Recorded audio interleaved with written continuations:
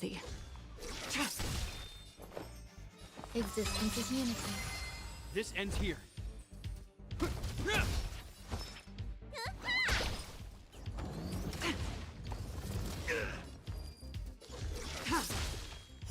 Blade of moonlight.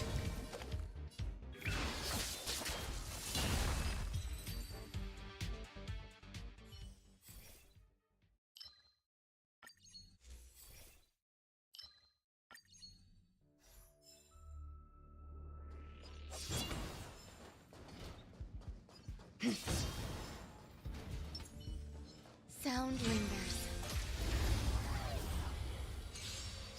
Eternal. Unworthy. There's more to life. Hope you're prepared.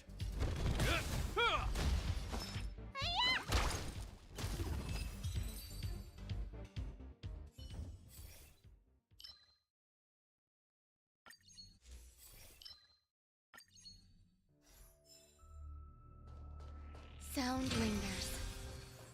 Yeah. Yeah. Existence is unity. Unworthy.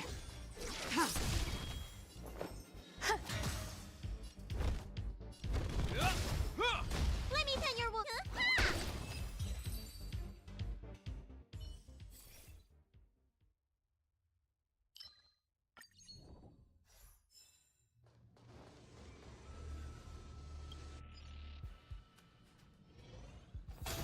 Sound lingers. Yeah. Eternal. Unworthy. Some value, I suppose. This ends here. Need a doctor? Tedious.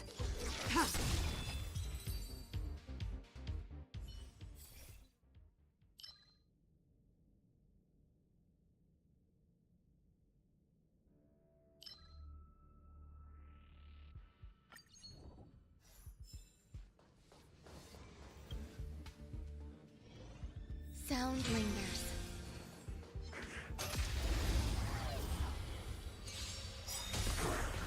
Existence is unity.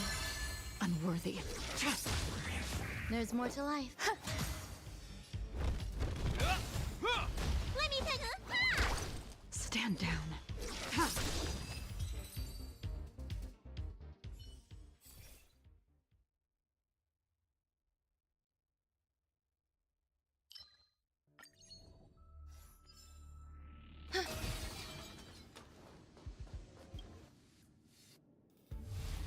I wonder what that is.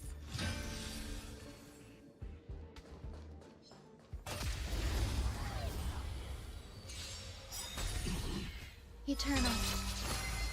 Soon to be departed.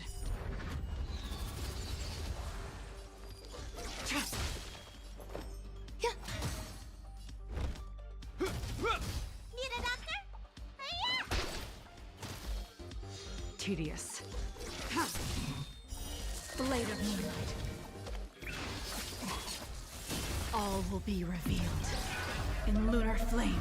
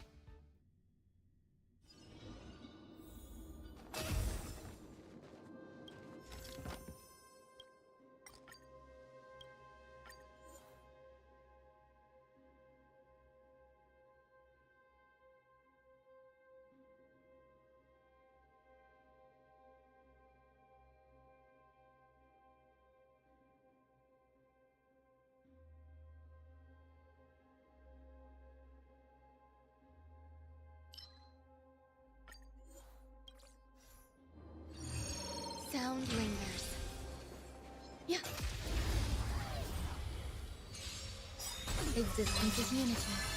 Unworthy. Hope you're prepared. Let me pen your wound. Blade of moonlight.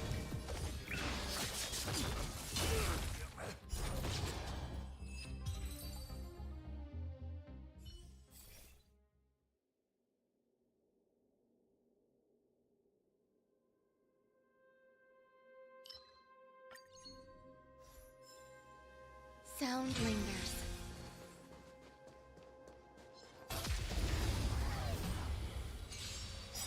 Eternal. Unworthy. Some value, I suppose. This ends here.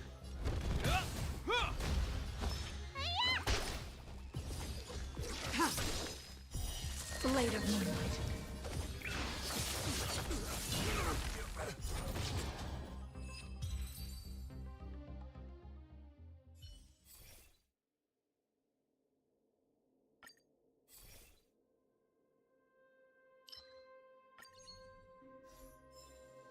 Sound lingers.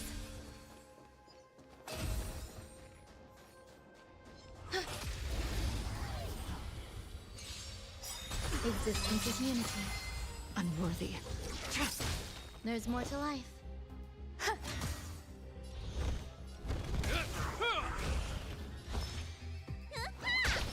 Stand down. Blade of moonlight.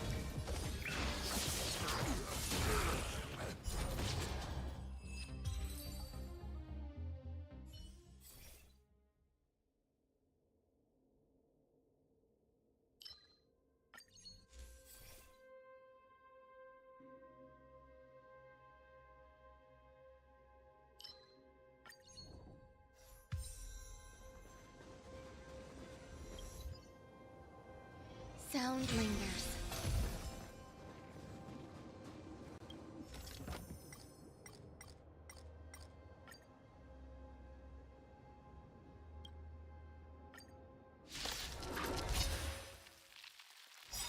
Eternal.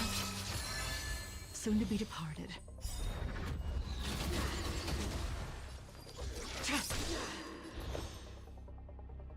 Every petal, all will be swept away by the wind.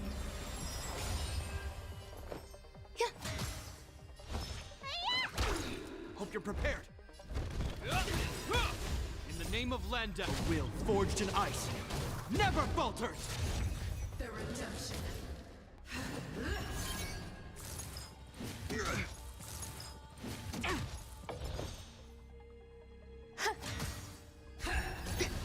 Tedious. Blade of moonlight. For your sins. All will be revealed. In lunar flame.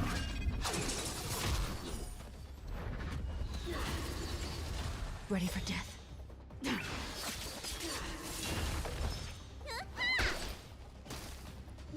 This ends here. Never forgive. Enjoying yourself?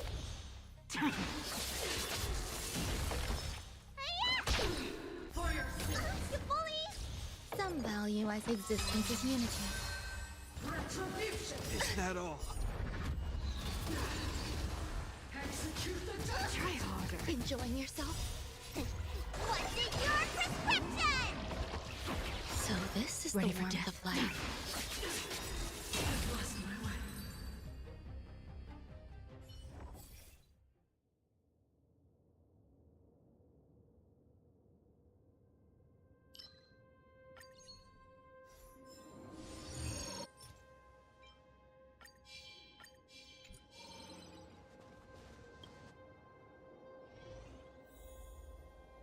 Sound lingers.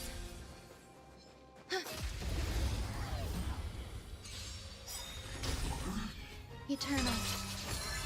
Soon to be departed.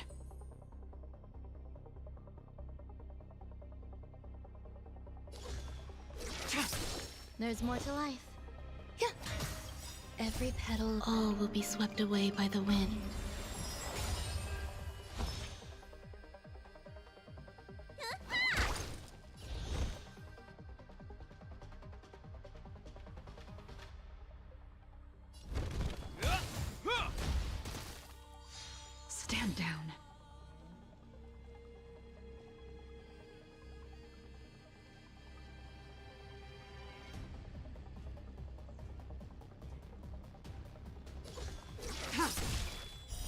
Blade of moonlight.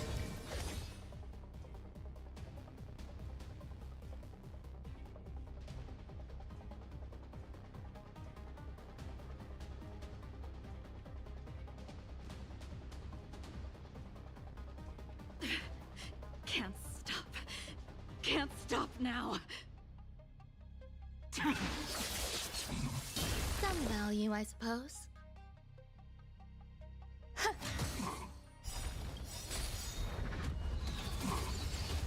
All will be revealed.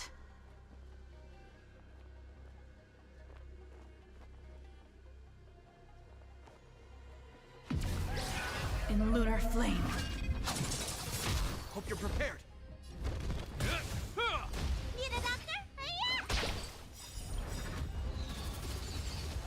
In the name of Lenda, a will forged in ice never falters!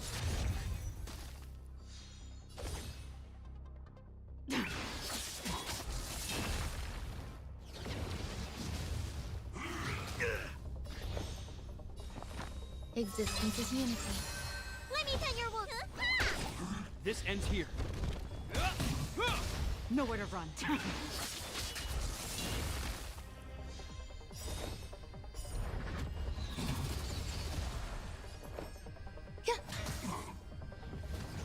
It'll heal.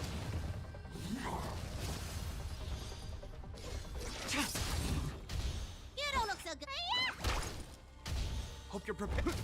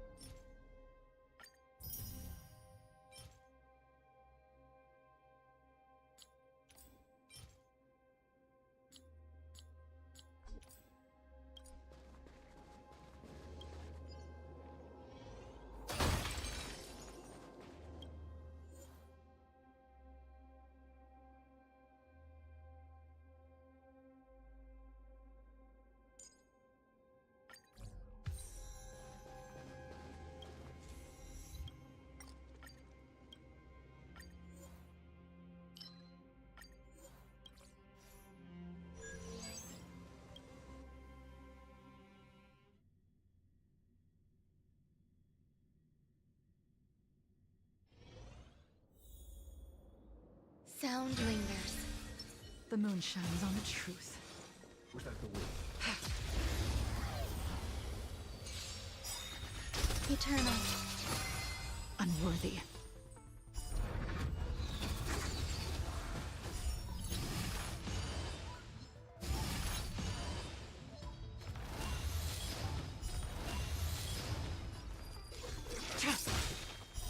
Blade of moonlight.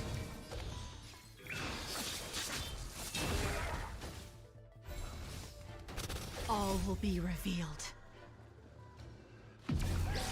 In lunar flame.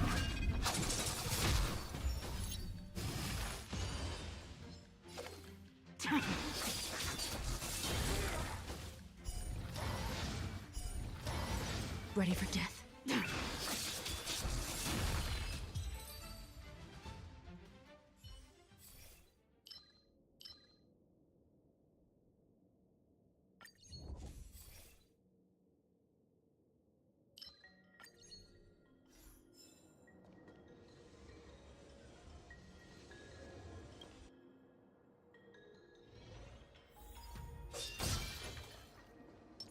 Sound lingers.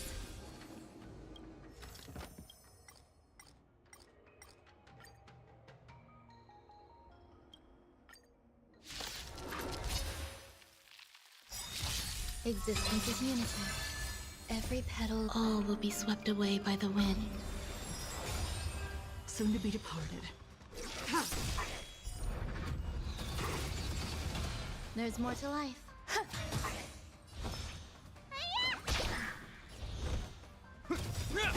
In the name of Lenda, a will forged in ice never falters!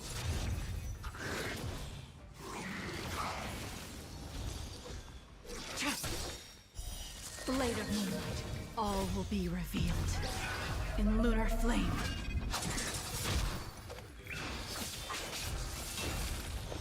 Yeah.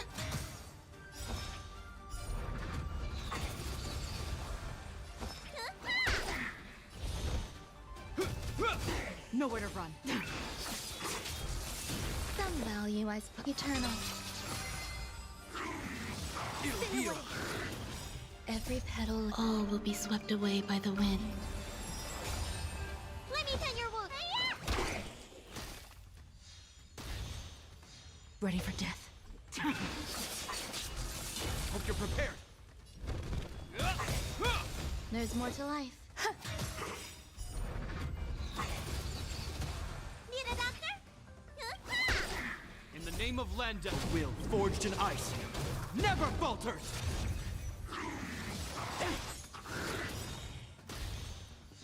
This ends here. Yeah.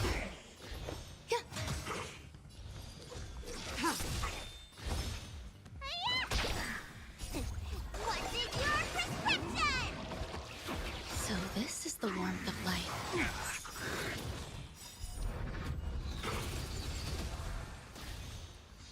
Some value, I suppose. Existence is unity. Every petal, all will be swept away by the wind. Hope you're prepared. Tedious. Blade of moonlight, all will be revealed. In lunar flame.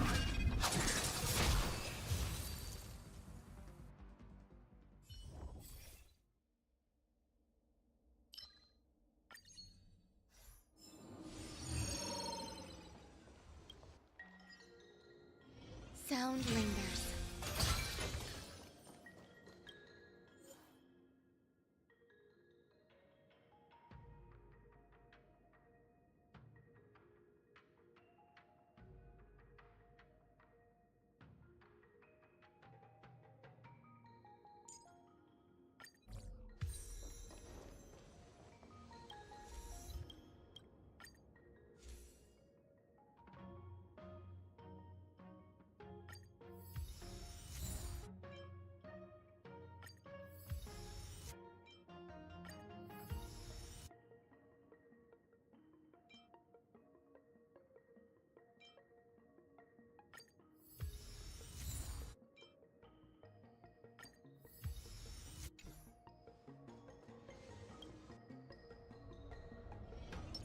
A little something for everyone. I'm with you. The moon shines on the truth.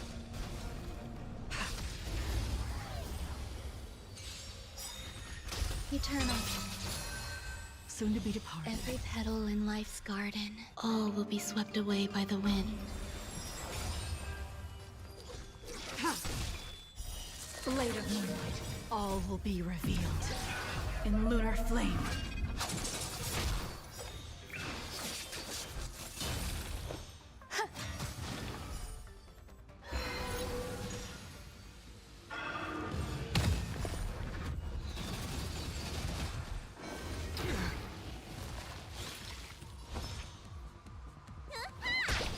This ends here.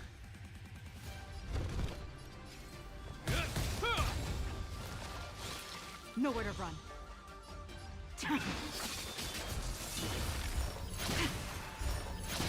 There's In the more name to of life. Landa, will forged in ice never falters. Yeah.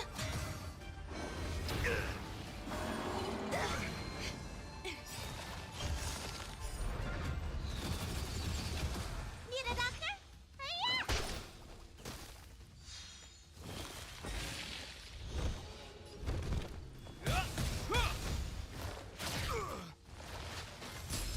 Ready for death.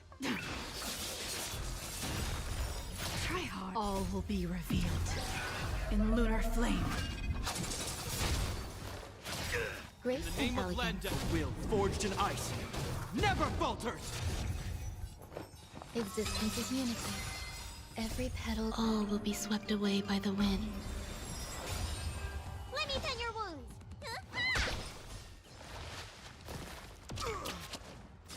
Hope you're prepared.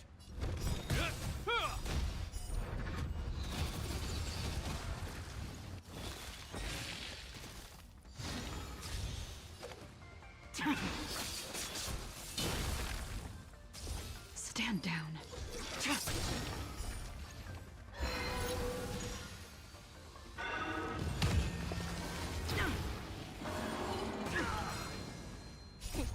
What's in your prescription? You have my gratitude.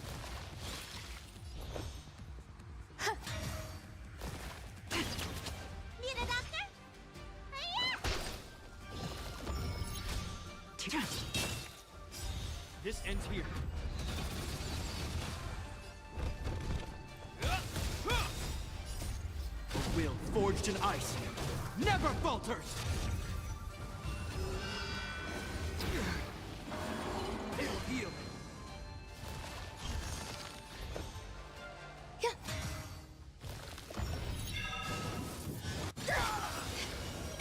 Every petal, all will be swept away by the wind.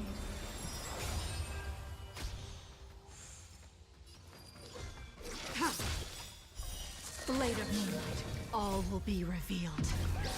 In lunar flame.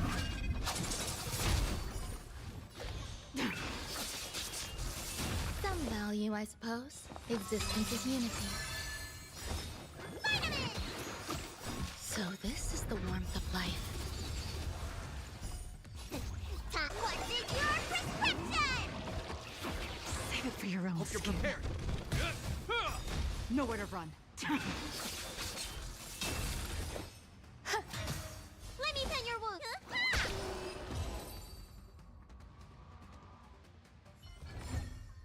Do not concern yourself with the outcome.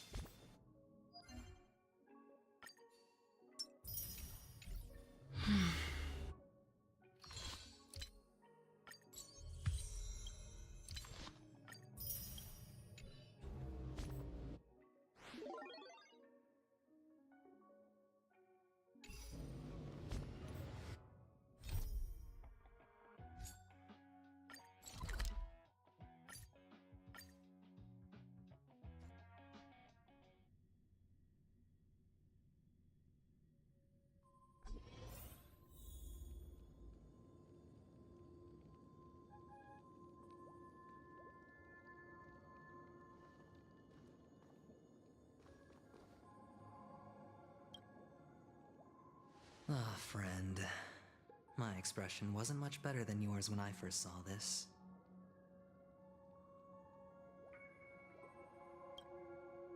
Your eyes aren't deceiving you. It's her. The famous singer, Robin.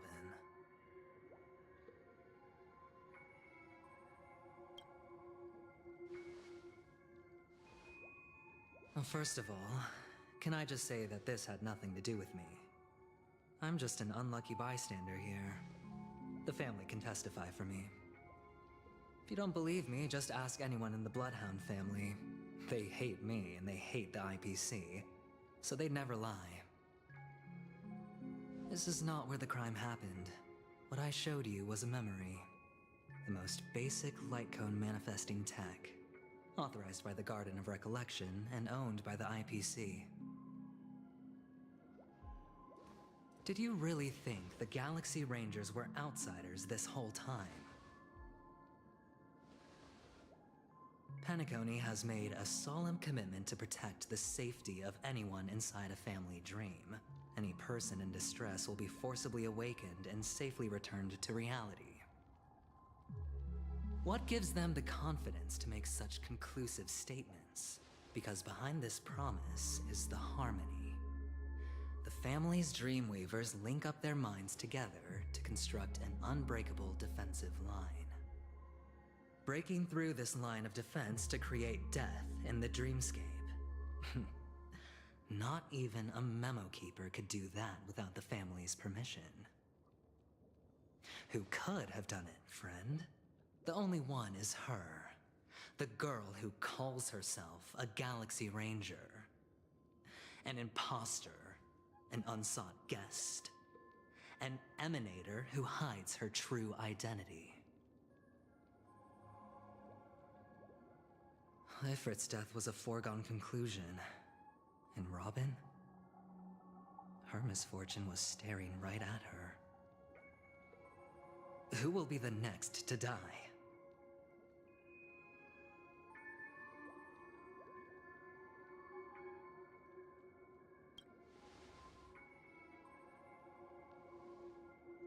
It's fine. Listen to your gut. Building trust always takes time, and I'm willing to wait.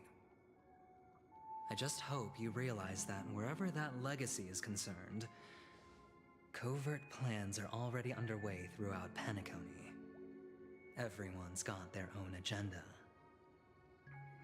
Careful you don't get stuck on the wrong side. If I were you, I'd keep my distance from Acheron.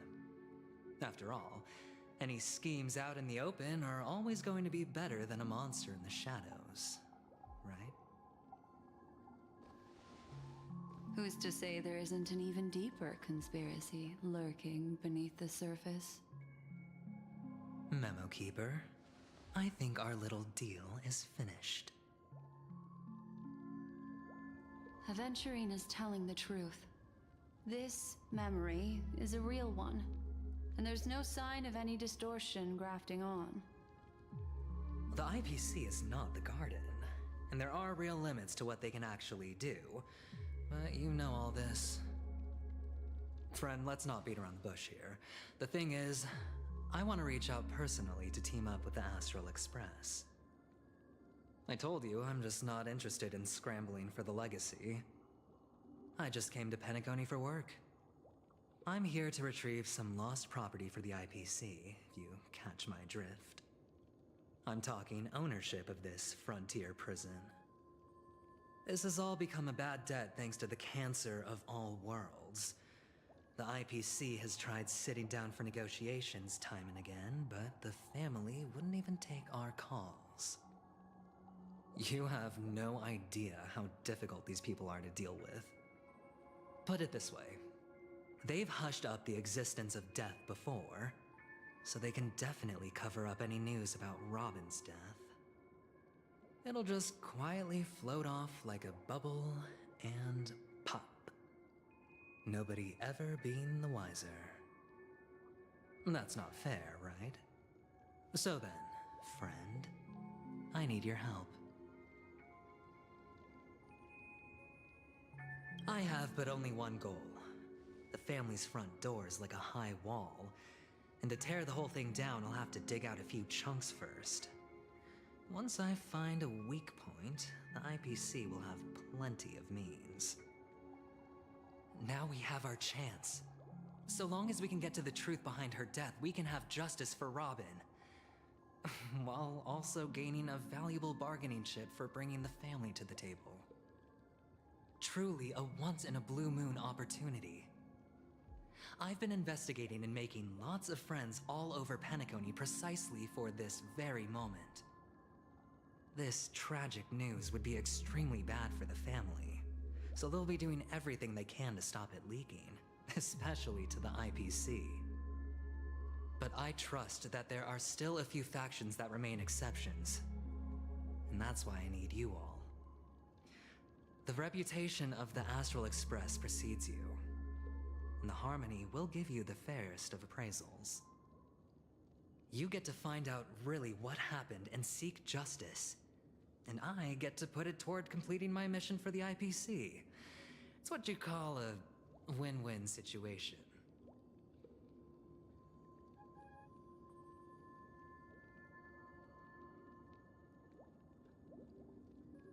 But don't worry, just head back and talk things over with your companions. That navigator is really smart. She must understand the value of this deal. Look, here's my contact details. If you come to any conclusions, call me. Oh, and take this. A thorough investigation can always use a little more funding. Don't mention it. So long, friend. I really am looking forward to uncovering the truth about death with everyone. Aventurine just sauntered off. He really doesn't mean to force it, but something still seems off. What now? What are your plans? Black Swan. What is she thinking?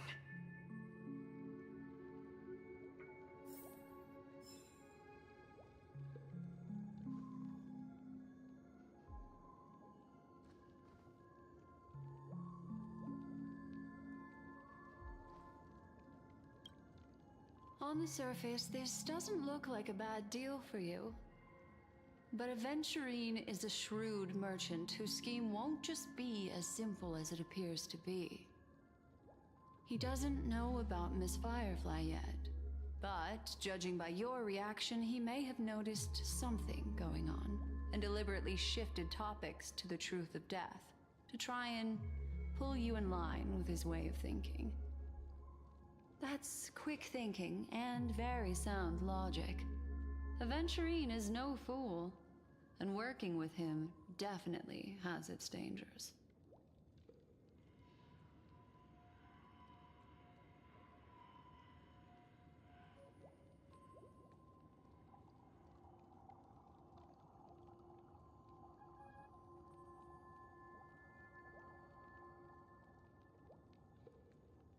That is something I agree on.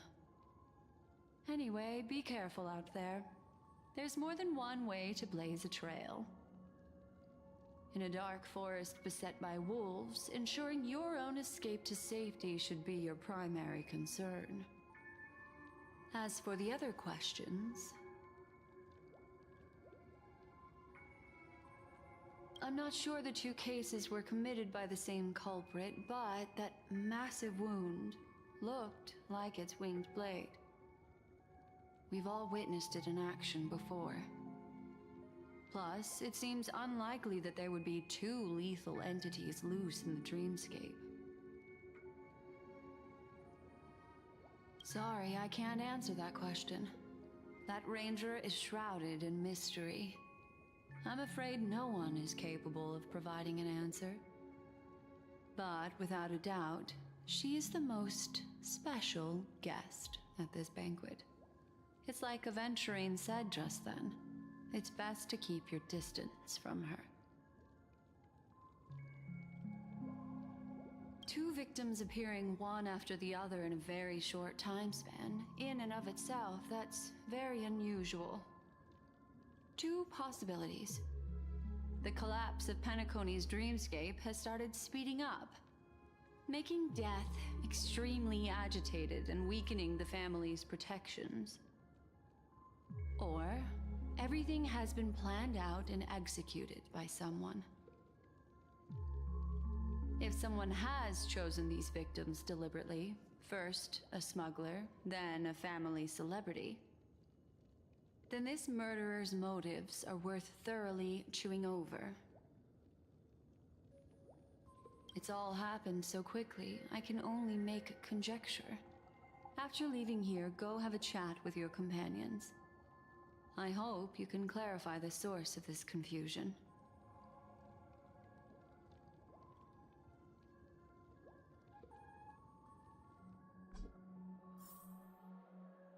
Come, this way. It's a short walk. Don't get lost.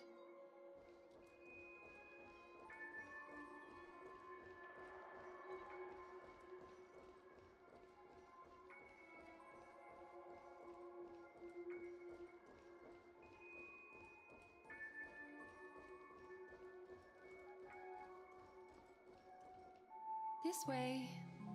This is where we part ways. All of this is like a nightmare. Unfortunately, the remembrance doesn't lie. What we just saw is the reality that happened, and it won't fade from our minds just because we wake up. But follow your heart and don't be afraid. We all walk through this world casting shadows of different lengths, and ultimately, all we leave behind are precious memories. Hold on just a sec.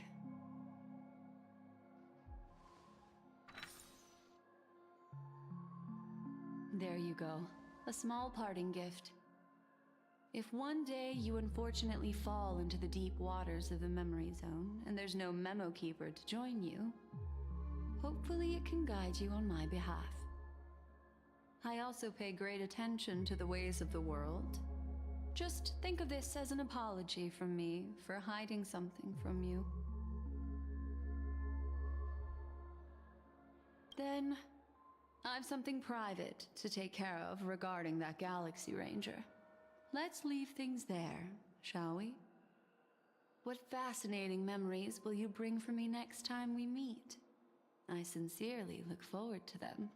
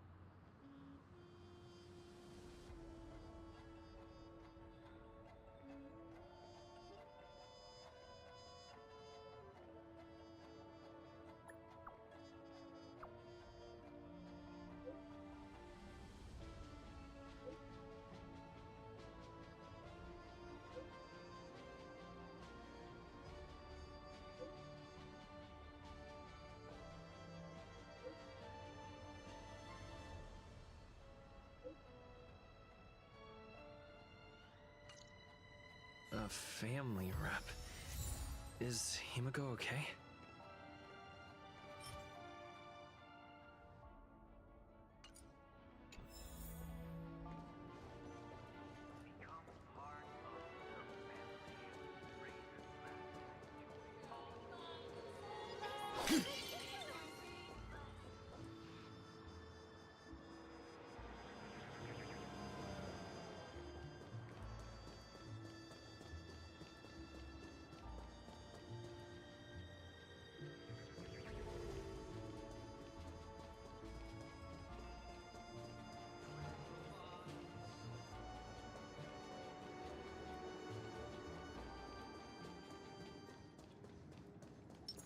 Huh.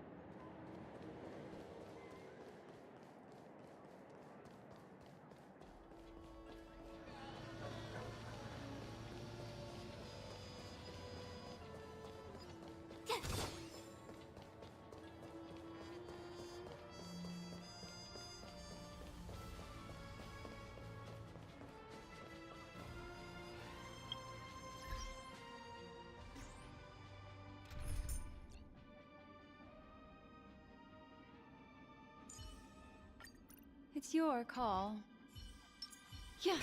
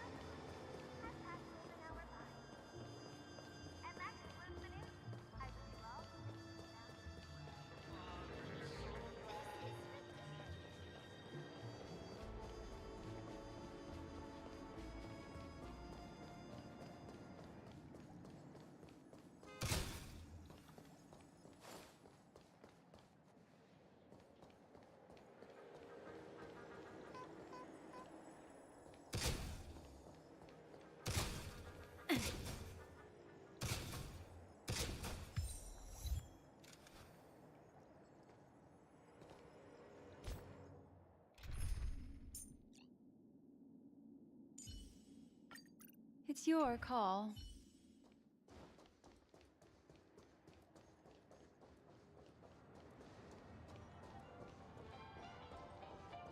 So much has happened.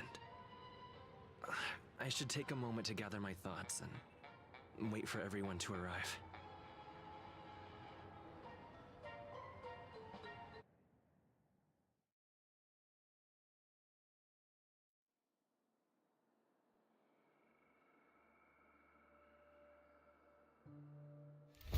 Better unsheath that blade now, Ranger. Do you still dream, Hunter? Of those slain by your hand?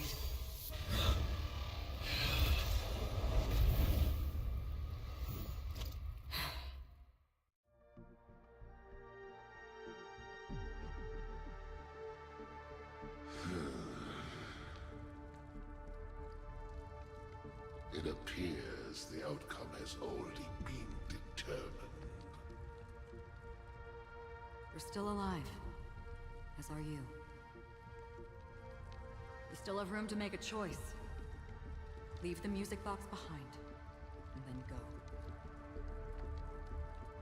Choice.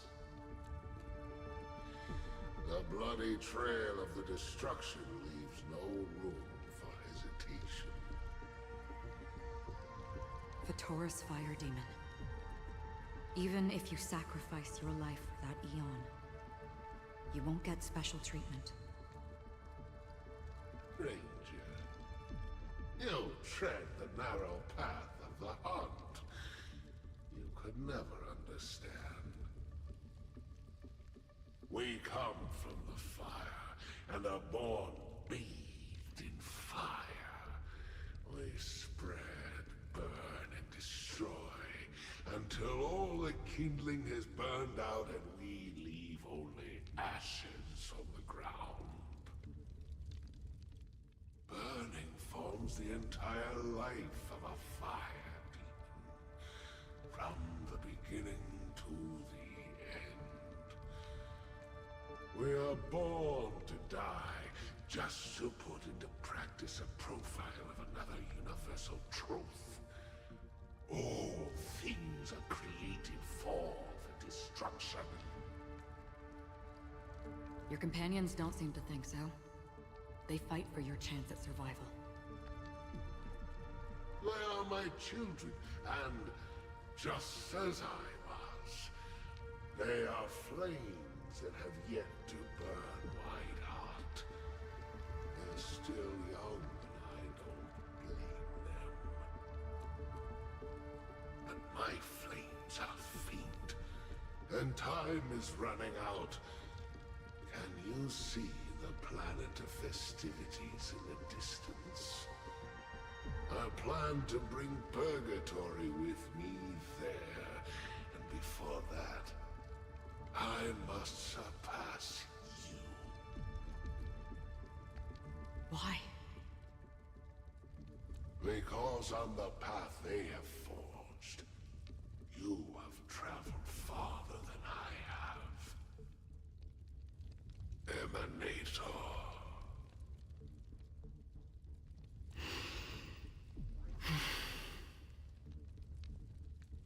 You cannot hide your true identity. Draw that sword, for we shall indeed remain here, bound to fight a decisive battle to the death, for I choose this. Destruction is intense, but brief. To cravenly cling to life is to endure an endlessly prolonged existence. Even if the answer turns out to be your own destruction. What is important is not the answer, but that it exists, just as you exist. Everything exists to be destroyed. Emanators are no different. Just as even sweet dreams may be born of the void, the so-called impossible is merely something that is yet to happen.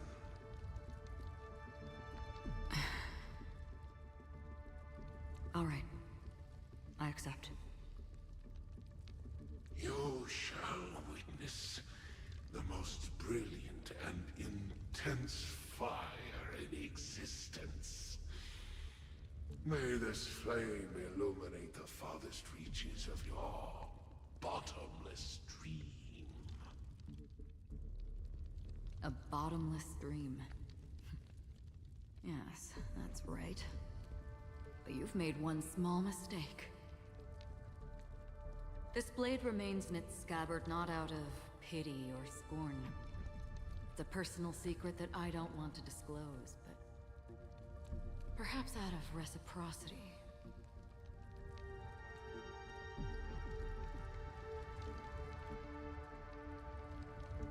I'll reveal the truth to you. The hunt is not the path I truly follow. May death be the end of your boundless dream, guiding you back to the waking world.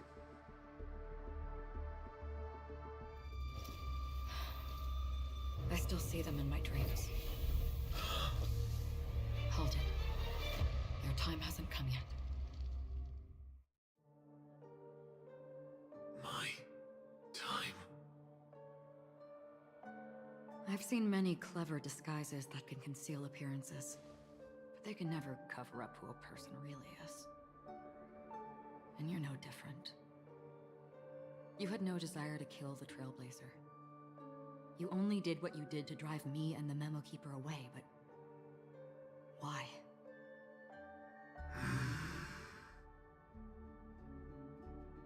Did Destiny's slave make you do it? You know, Elio. I thought this is just the kind of thing that'd get written into your script. My script has always been brief. Other than that, anything beyond that is unnecessary. He knows my nature. There is but a single destiny from which no one can escape. And until then, I hold the privilege of choice.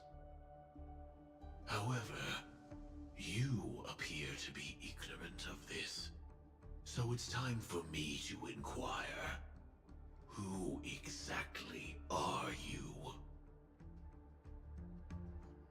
Not your enemy, perhaps. That's not what I asked. I don't deserve your curiosity. Loners wandering the cosmos always have their secrets. Take me. I'm wanted by the IPC, so it's little wonder that I know something about the Stellaron Hunters. That's all. Maybe I can help. What reason would you have for doing that? I tend to forget things. Which is why, rather than memories, I'm accustomed to using my emotions to capture what I normally wouldn't otherwise. So, I know who is inside that cold armor. How about it? Ready to take off that armor and sit down for a talk? It's not yet time. I don't need help, but I can give you a suggestion that would make things better for you and me. If your goal is the Watchmaker's legacy, then go look into the family. Not only are they covering up the existence of death, but they're burying the past and the truth about what happens inside the dreamscape. Already on it. And the Astral Express is no enemy of yours. I know that. I just never expected to hear you say it. What's next, then? The Trailblazer's been taken by Black Swan. Will you go look for him? No need for that. No harm in mentioning that Elio's only given me one instruction. Get all of the Astral Express to track down the Grand Legacy. I tried settling this in an easier and more direct way, but as you can see, here I am, confronting you. I failed. Can't ever go against the script. The so-called impossible is merely something that has yet to happen. That's it. Before we split, can I ask you one more thing? Is there anything else in your script about me? I'd like to know what kind of footnote I get to leave in that future foreseen by destiny. Unfortunately, not a thing came up. I knew it.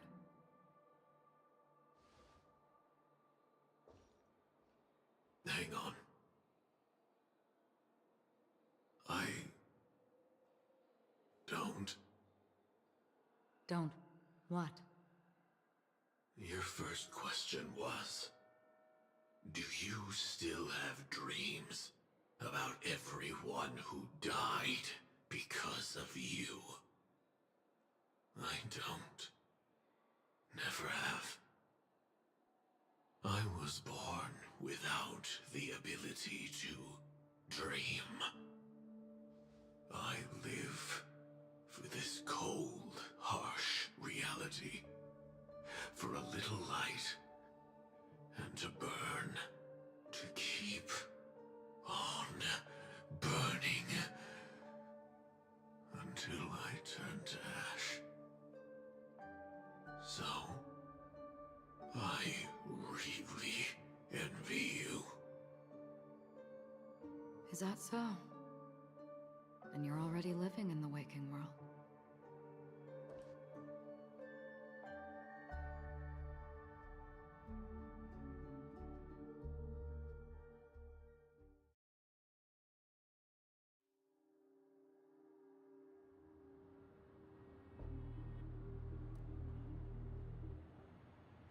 We heard about Miss Firefly from Black Swan, but we never expected Miss Robin to...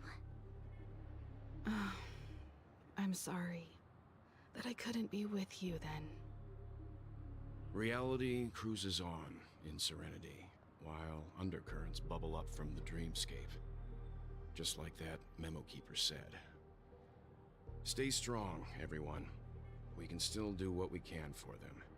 Starting with finding the murderer. Let's recap everything then. The Trailblazer just reminded me of something. March, do you remember what that family rep who negotiated with us said? Indeed, we trust that the Nameless has nothing to do with this, and we also beg each of you to help assist the family in verifying the identity of the deceased. That's how it was put, in reference to Miss Firefly.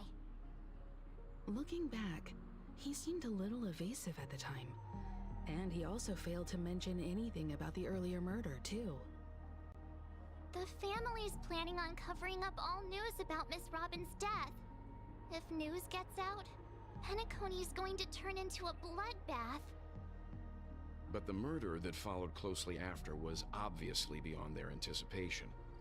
The family had to try and turn things to their advantage by bringing in reinforcements from outside. The Charmony Festival is nearly here. They must be snowed under. It may also be that Miss Firefly's murder had so many witnesses that it couldn't be covered up. So they went with the flow and let more people on the scene to control the situation. After all, the nature of the two murders is fundamentally different. The family's first protective measure should be against malicious actors among the guests, such as that IPC envoy.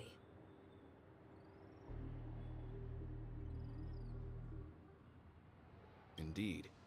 He was particularly concerned about that Galaxy Ranger. Are we missing the forest for the trees here? I always felt that Aventurine's reasons for accusing Miss Acheron were highly subtle. Can we believe him? At this point, I'm afraid the only ones we can trust are ourselves. Look, let's try to gather intel first and then list all the possible outcomes we can. Then we go through them, eliminating contradictions one by one. The fewer facts remaining, the closer we are to the truth. I've still got this sense of foreboding. It's like we're stuck in a whirlpool, spinning around that legacy even after everything that's happened. This time we're playing the role of a real detective. But before we start, what are we going to say to the family and Aventurine? As I see things, the family harbors no ill will towards the Astral Express. If they didn't trust the crew, they wouldn't have casually commissioned outsiders to investigate a case that's, in all likelihood, a scandal. Plus, this is the family's turf. Teaming up with them should make things easier for us in the future. As for that Aventurine, well, I'd like to hear your thoughts. He's complex. He deliberately slow-played his hand during negotiations while running circles around us all the while. He appealed convincingly to both reason and emotion. It wasn't forced, but the intent was obvious. Still, it's good to have contacts among all this uncertainty. Aventurine showed his skills, and as far as our interests are aligned, he can become a reliable ally. We also need to keep a certain distance from the family. Never let them get too close. Teaming up with the IPC helps balance that out. If either side makes a move, we have the option to pull out. So you suggest accepting Aventurine's proposal to team up? Yes. It's risky, but we can only wait until both sides have played their cards before making any further judgments. I get why, but there's a whole lot of bad guys and girls around here, and I'm worried about getting stabbed in the back. He's been bullied a few times now, and I can't stand it anymore.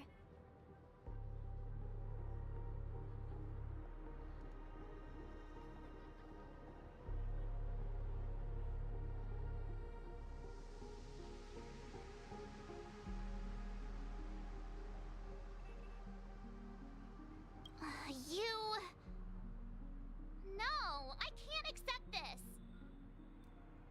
Forget about it. Just let me keep an eye on him. If that doesn't work, we can just turn the tables and use him instead. Then, could you please reply to Aventurine? Everyone, take this time to put together your thoughts.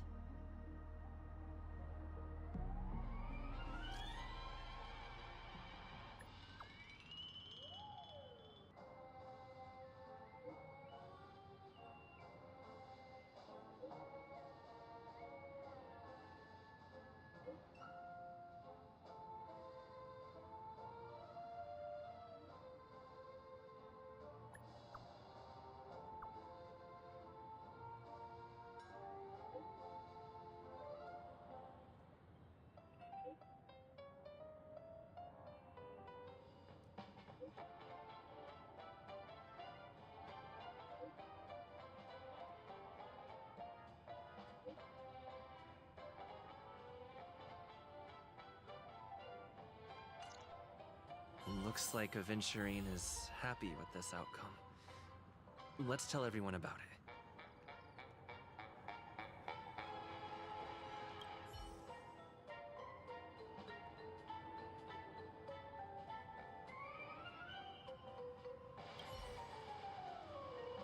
Time to waste money, buddy! Remember to bring more next time!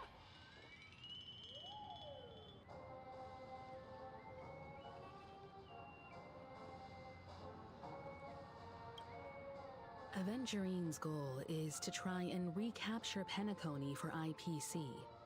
To do this, he'll have to bring down the family in its entirety to create a big enough chance. The existence of death will be covered up by the family. So how does he plan on taking them down? It's gotta be something important enough that everyone will notice. But it also can't be anything too out in the open.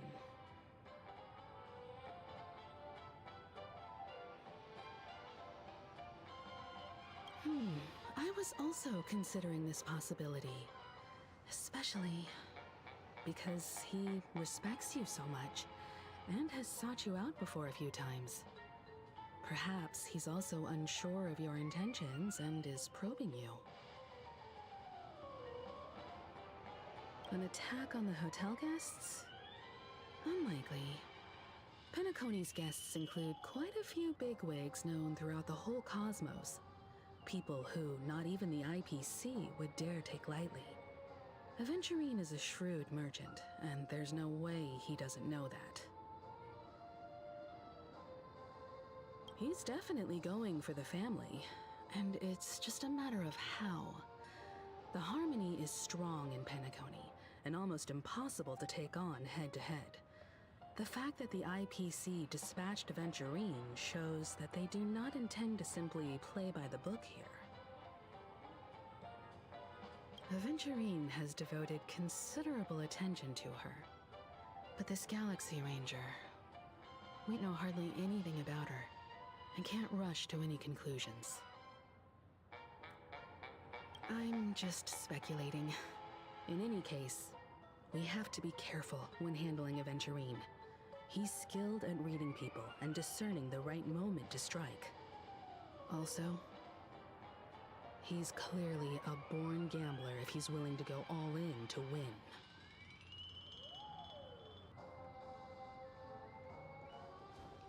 Checked off the list.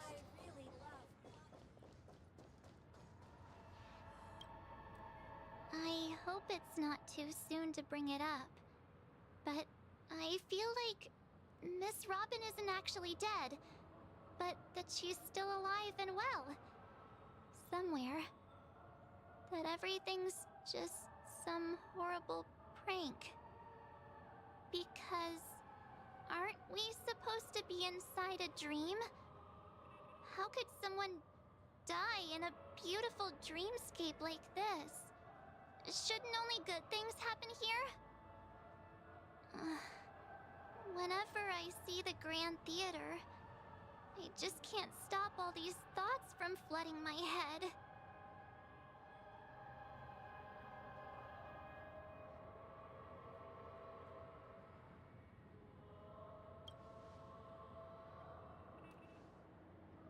No. After all, they've brought everyone this sleepy dreamscape, which everyone loves. I just feel like I'm starting to understand them less and less. Everyone's still having a great time out there on the streets. Nobody knows what's happened. It's all so unreal. As if Firefly, Miss Robin, and us were all outsiders from another world. Aw, what a mess. I really want a nice cool drink of soda to help me calm down. But then I'd be just like everyone else out on the streets.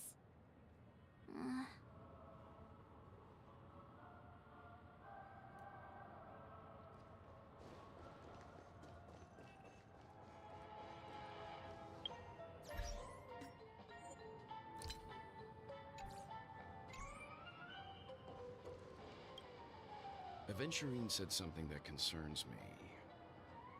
He accused that Galaxy Ranger of killing Robin without any evidence whatsoever, but said nothing about her connection to that memory zone meme or why he was stalking you. It was a groundless accusation, which only serves to make him seem more suspicious.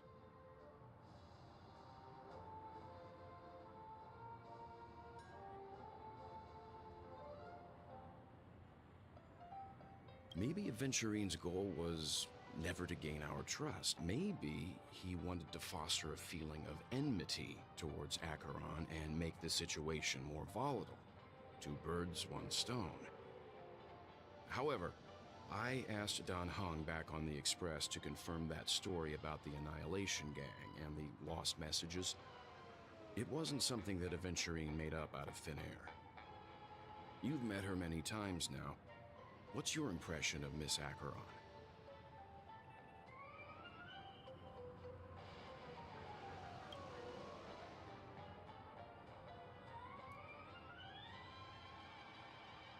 That fits the stereotype of a Galaxy Ranger to a T. They're eccentric, unpredictable, and fond of being alone. No wonder she's a suspect. Looks like Aventurine doesn't need anything else. Let's turn our attention to the family's assignment for now. Himiko, what do you think? Among our current clues, the two murders that he witnessed are the most directly connected. I suggest starting here. One thing I'm curious about is, if a person dies in a dream, what happens to them in real life? Seeing as we're at the family's behest, why not pop back out to reality and verify Miss Firefly's situation back at the hotel? Perhaps we could also make a few inquiries about her while out there. How about we split off into two groups? There are still some things worth focusing on inside the dreamscape. I'll investigate those, and we can link up again later. Worth focusing on? Oh. No problem. I'll leave it to you then. Huh? Aw, I thought I'd finally get to see Himiko and Mr. Yang go out on a mission together. Oh well. Take care then, Mr. Yang. I will. Keep in touch.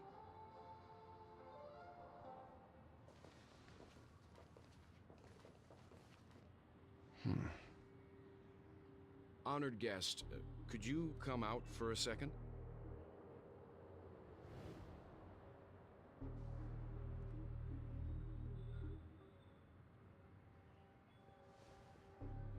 I'd be embarrassed too, getting stared at like that. Forgive me. My name is Welt Yang. I'm one of the crew members on the Astral Express. I believe you've met my colleagues. Welt. Is there something about my name? First, don't you want to know my name? I already do, Miss Acheron. You're a prominent figure in Penacony. What are they saying about me? Some claim that you're the real culprit behind these murders, that the Annihilation Gang's tragic fate at the banquet was a result of your blade, and that you're now attempting to unleash another bloodbath on Penacony. The Annihilation Gang. Ifrit of Everflame Mansion. Tragic fate. That Duke turned his dying body to flames and sacrificed his life as a martyr. He was a determined and heroic pathstrider. Not even a villain should be disparaged like this. And what's more, there were plenty of suspects invited. Do they really think that a blade is more dangerous than that black hole you're wielding? Keen intuition. Not even the family managed to point out the truth behind this cane. So you must surely know, Miss Acheron, that peering into a black hole is not a wise move. As a potential threat, your knowledge of us has reached uncomfortable depths.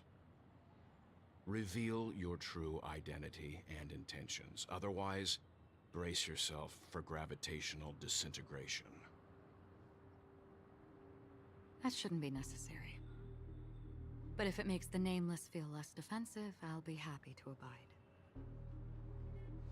Believe it or not, Galaxy Ranger, Acheron, those are the names I go by to this very day. My trip to Penacony is solely to fulfill an old, final request. I'm here for the Watchmaker's legacy. And that's it. I think I've been honest enough. Still unwilling to reveal your true identity? It's not that I don't want to. It's just that I can't. I've come so far, and I can't sum up all of that in just a few words. Everyone has their own unspeakable past. Secrets that they don't want to be revealed. And I won't be asking any more questions, such as why the Astral Express is roaming around the cosmos with a Stellaron on board. Is he okay? That Memo Keeper didn't do anything, right? He's fine.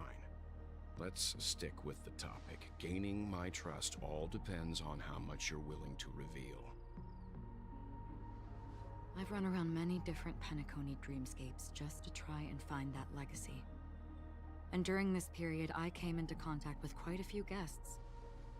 In the process, I gradually came to realize the secret of Penacony may be closely related to the Trailblaze. That's why I've come to ask for your help. I don't have enough proof yet, but I'd like to speculate something. The source of all tragedy lies within the family. If you could trust me, we could find the proof to support this claim together. Mr. Yang, I think you've come to the same conclusion, haven't you? Let's leave it at that. For now, I'll choose to believe that you bear no hostility. Share your findings with me, and me alone. I don't want vague conjecture to interfere with other people's judgments before we find solid proof. Mm-hmm. By the way, would you like something to drink? Before we go, how about 2 cups of Wake the Heck Up? No, 4 cups. Because the conversation coming up will last forever.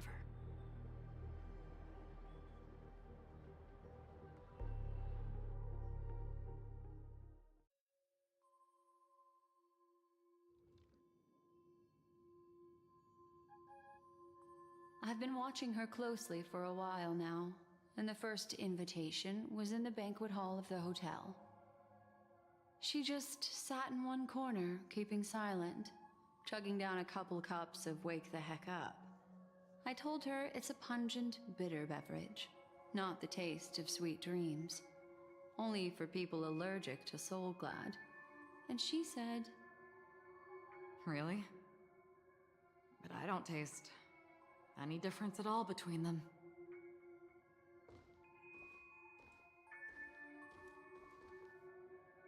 the guest rooms are charmingly minimalist. An aesthetic you share, Miss Acheron. It's a cinch, this music box. The invitation received by the Annihilation Gang. There are latent memories that linger on it yet. You see, memories of you are not yours alone. They travel in other people, other things. I know much, and I can predict even more. With some help, the dead can be made to speak. The Annihilation Gang, that band of desperados who all disappeared after meeting you. What exactly happened to them? Well, let me reveal all.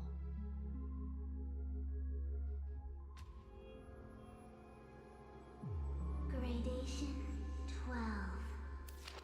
Dreamscape 12. Father, I dedicate this to you. Well done, Dubra. Wherever they go, shall be met by annihilation. There it is. It's hazy, but it's Ifrit's voice. The other one is probably his progeny. This is the residual memory from when the invitation was first delivered. They were abruptly interrupted. Then, what happened next is... They sought refuge in a land of sleep, merely wishing for undisturbed rest, away from the storms.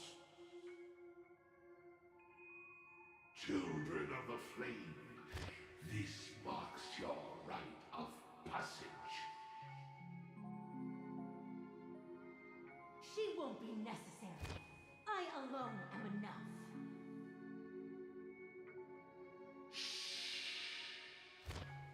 When have thou, on the path of destruction, feared death? The Everflame Mansion has set out on a journey. Those poor people, they have no idea what lies in wait ahead of them. Memory recovery is going well, but slowly. She'll be here soon, and time is short. There's nobody else here, so there's no need to be delicate. In fact, I think I'd better go all out.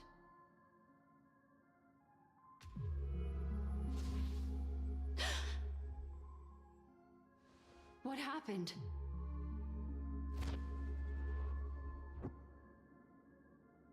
The memory after that is blank. How is that possible?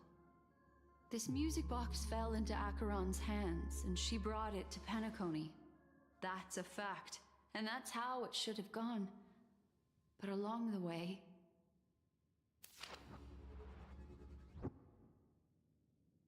it's like it's been erased. Who's done this?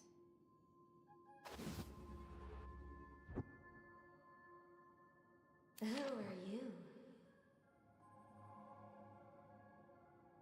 Who are you? It's... no. Is this not a memory? Oh, a memo keeper. Do you serve the Garden of Recollection? Or the Cremators? My name is Constance. A pleasure to meet you. We were supposed to meet in Penacony and spend an unforgettable time together. But that seems unrealistic. Dolly is not welcome on the banquet store, and I don't need a coming-of-age ceremony. And you, I know what you're looking for. Want her secret? I can give it to you, and then you can enjoy the banquet for me. I wish you unforgettable memories.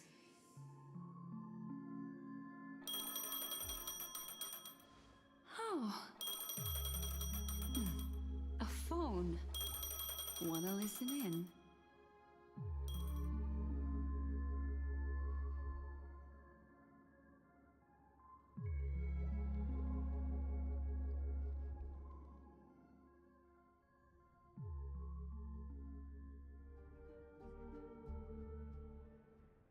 A few days ago, the IPC made an announcement.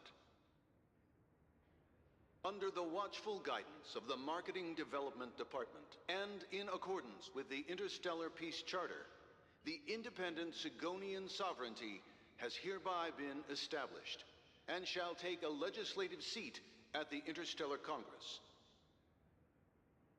The formation of the Sigonian sovereignty is of great historical significance to the Sigonia system.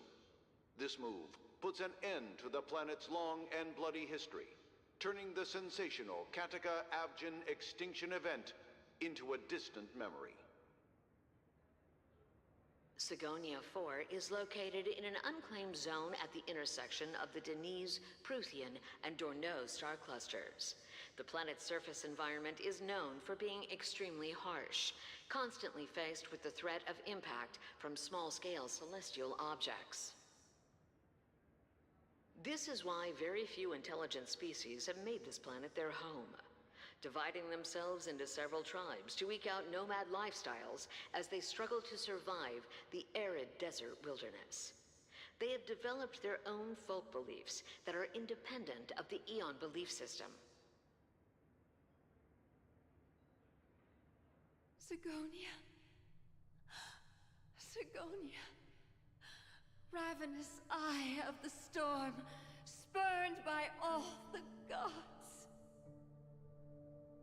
Land of rock, but not water. Lightning, but not rain. Blood, but not tears. You beat us with your falling stars. You lash us with wind and storm. You chew us up with the cracked earth.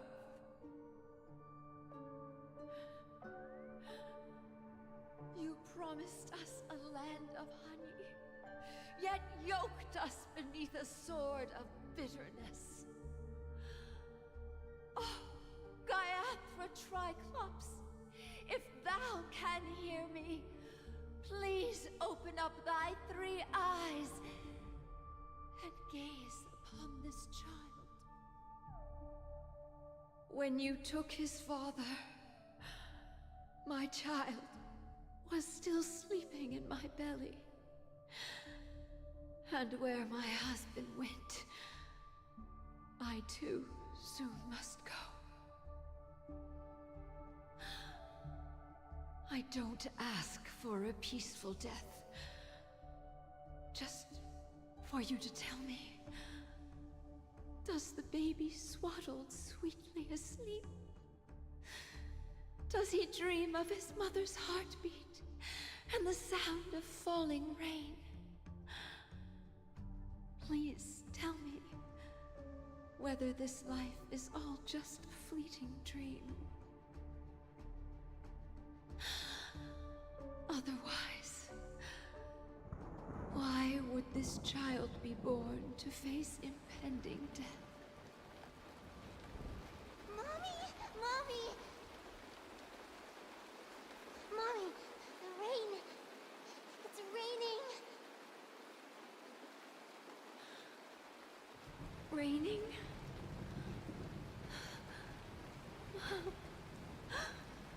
Raining. It is raining. It's true. Those Outworlders weren't lying to us. They really did summon the rain. Mommy, we can leave here. We can go back home.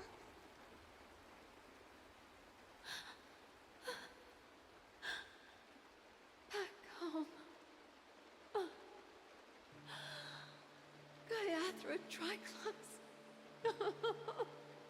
You came. Do you hear that? Thank you. Thank you.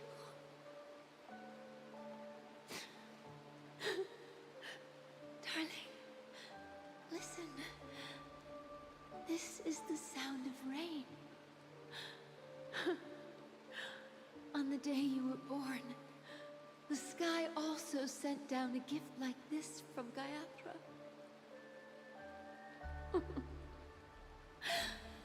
Such a lucky child. Such a blessed child. Just like your name. A gift from them to Avjen. My boy.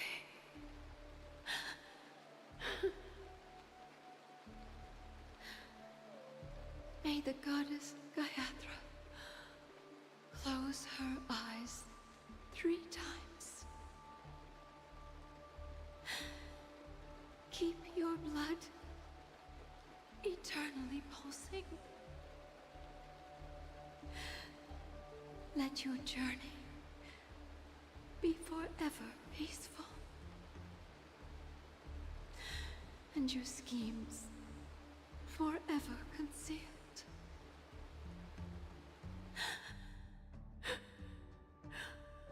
Welcome to this sad world, Kakavasha.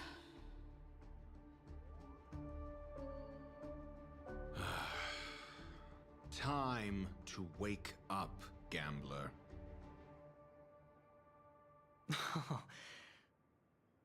Oh, heavens. I must have drunk too much Soul Glad. Didn't expect you to be back so soon. How is it? Find anything? Just as you guessed. Nobody outside knows about Robin's death. There aren't even baseless conspiracy theories. They're still streaming the rehearsal for her ceremony, using a stand-in, I guess. They must be dreaming. Of course. Who could imagine that death would actually descend upon the idyllic dream created by the family? Let alone that the victim would be the female lead of the Charmony Festival. To be honest with you, I didn't believe it. I even tested it a few times myself, until I discovered that I couldn't actually die. Whenever there's any danger, I'm forced awake by the dream pool, and it's all as if everything were just a nightmare. That's why I'm convinced that there are a few big secrets lurking behind the scenes. Then you must have heard about the Memory Zone meme. When I graciously deigned to establish connections with the Oak family on your behalf, they were quite in a pitiful state of disarray. Besides Robin, there was another body. I don't know the exact details, just that it was a stowaway. 2 murder cases? I told you something seemed off about the Nameless. He must have come across the other one. This murderer is a psycho. But I have to admit, the case should be easy to crack. We can leverage the family's malfeasance and let the IPC use this as a reason to intervene. It's just that their trickery runs deeper than I thought. Robin's stand-in was all ready to go. These 2 murders are definitely getting hushed up. What should we do? Let me think. It's too rare an opportunity to miss out on, so I gotta be careful. Incredible, gambler. Have you already exhausted your limited repertoire of tricks so soon? There are plenty of chips, but it'd be best to choose carefully. The most straightforward has to be Robin. Remember? That masked fool once told me to find a mute as a friend. Robin is what she calls the mute. She has lost her voice, and while most people can't pick up on it, you and I cannot mistake that sound. Not produced by any voice box, but rather by the resonance of the harmony. If that girl hadn't gone hoarse from singing practice, there'd only be one possibility. Something was up with the family. Or Robin herself. To get to the bottom of this, I tried every way I could to meet her. But she died. Right before my very eyes. A complete and utter loss. Incidentally, it seems to have resulted in your rather undignified arrival on the interrogation stand.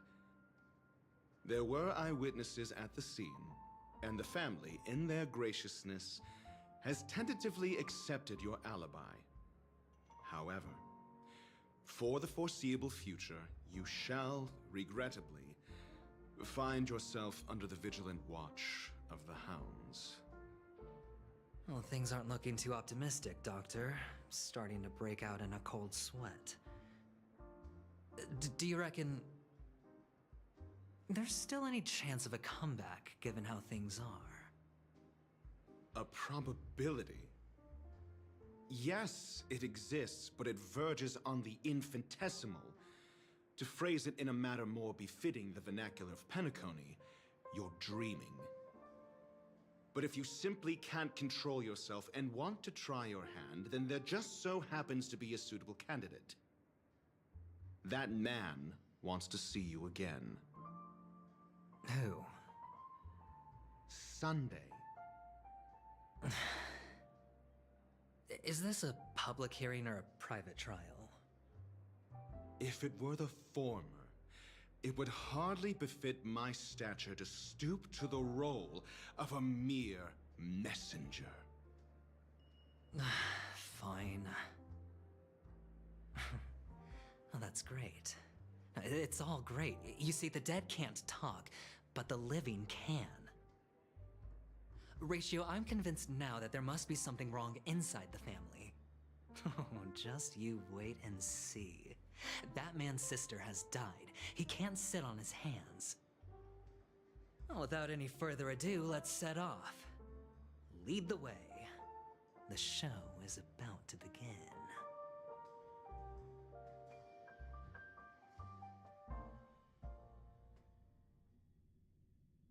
We're here. The Dewlight Pavilion is the Oak family's fortress and a place where heads of the families meet to discuss great plans for Penacony. Fortress? I like this metaphor.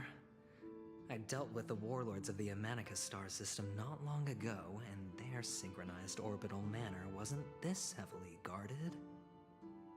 This mansion nominally belongs to Sunday, and is very befitting of its owner. Without his express invitation, the likes of ordinary guests would never grace these grounds in their lifetimes. Look around while you still have this moment of freedom. Hey, Doc, whose side are you on anyway? Who's to say I won't sell you out? We'll see. When we meet the authoritarian master of the Oak family, I'll pry an answer out of him. Follow me and I'll bring you to his parlor. Hold your tongue and let me deal with the members of the family.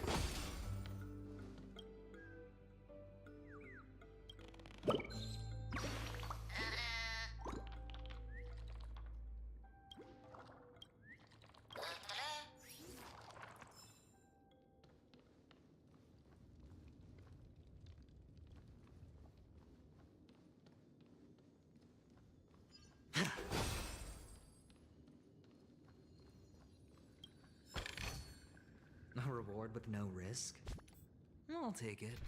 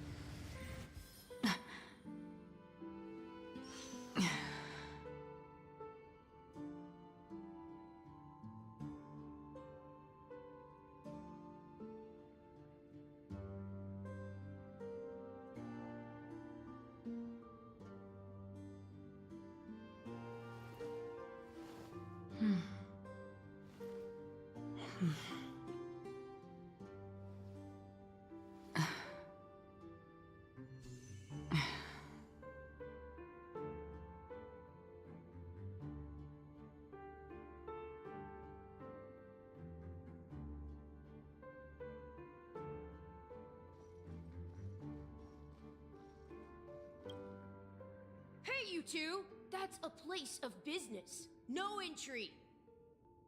I was requested by Mr. Sunday to bring him the suspect. My name is Ratio. He should have mentioned it to you. Oh, I remember you. Veritas Ratio. Your punch virtual particle clock is impressive. Excuse me?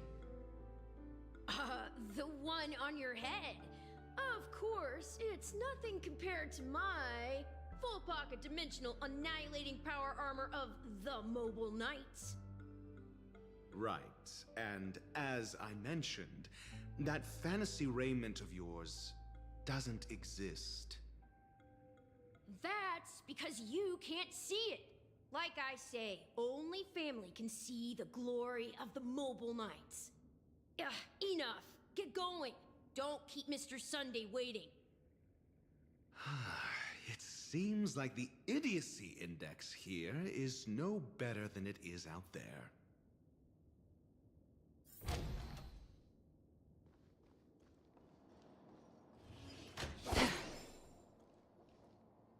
A dead end? The door is shut tight. Looks like we're on our own. I mean, there isn't a door. How did you get in before? For security reasons, the family built the administrative site deep in the dreamscape, with the mechanisms hidden in these Nightingale statues. The direction of the statues can be controlled.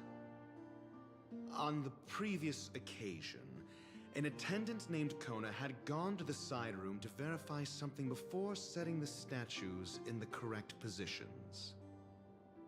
Well, maybe we should do the same. Let's go and take a look. Of course, we can also use brute force.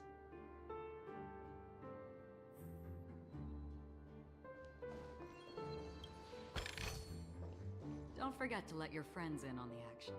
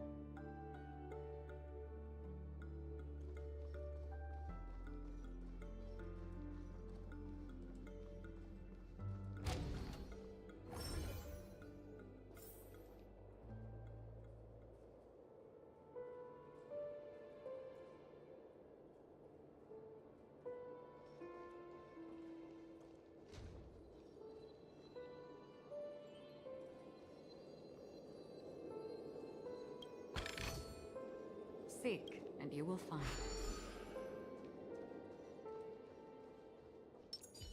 Make a wish.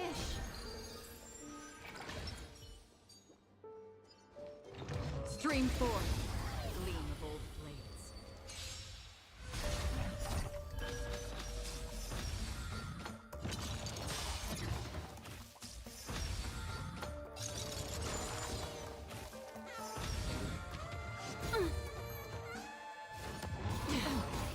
Just in time. Ill fate descends. Beneath the waters lies an endless abyss. I weep for the departed. It too shall fall. Hedge your bets. Relax. Still waters of oblivion. Watch your head. Destiny is apparent.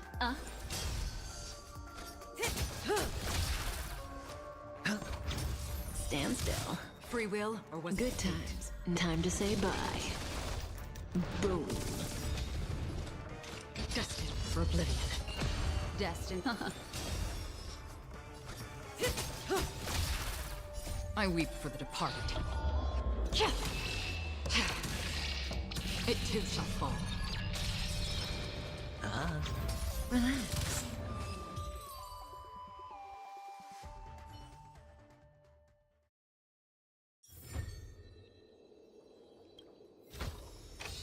This is what exploring the cosmos is all about.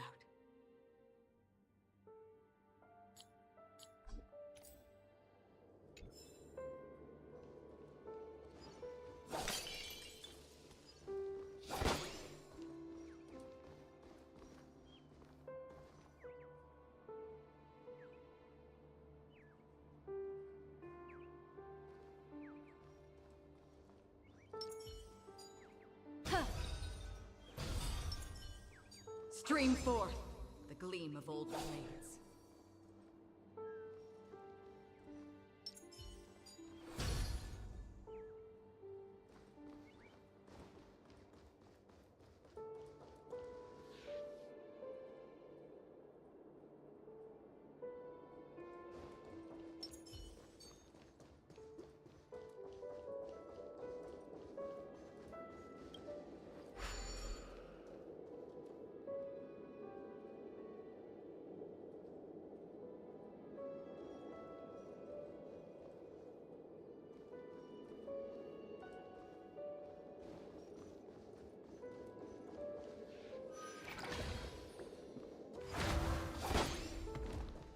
Stream forth the gleam of old blades.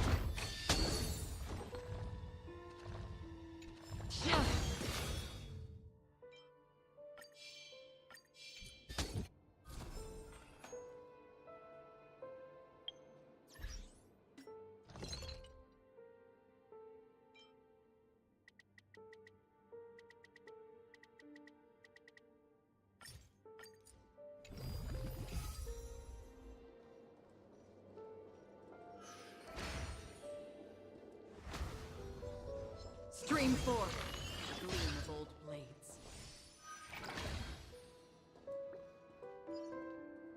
6 nightingales facing in different directions. An obvious hint. But are these nightingales? They are.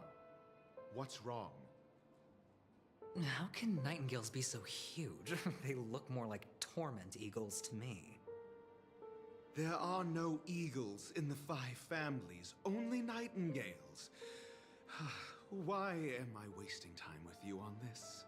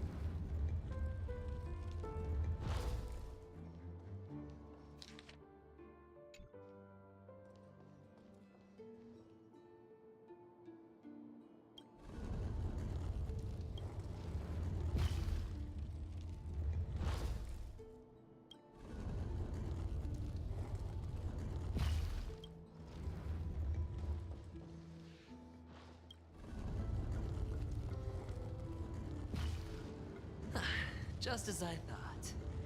Here's the correct answer.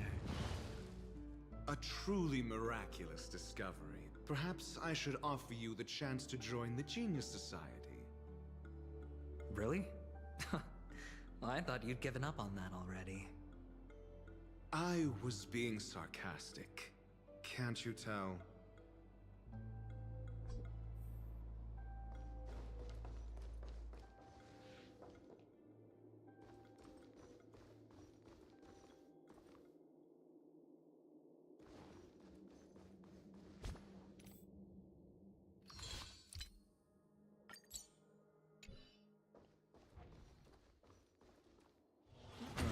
Impressive. So much for Mr. Sunday's reserved, virtuous image.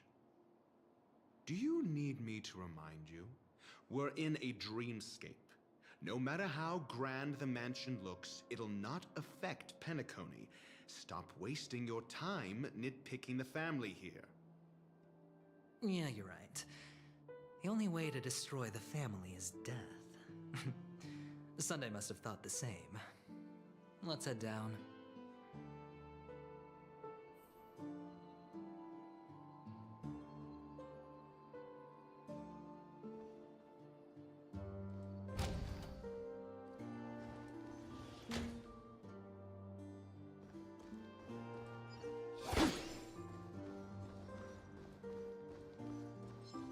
Stream forth the gleam of old blades.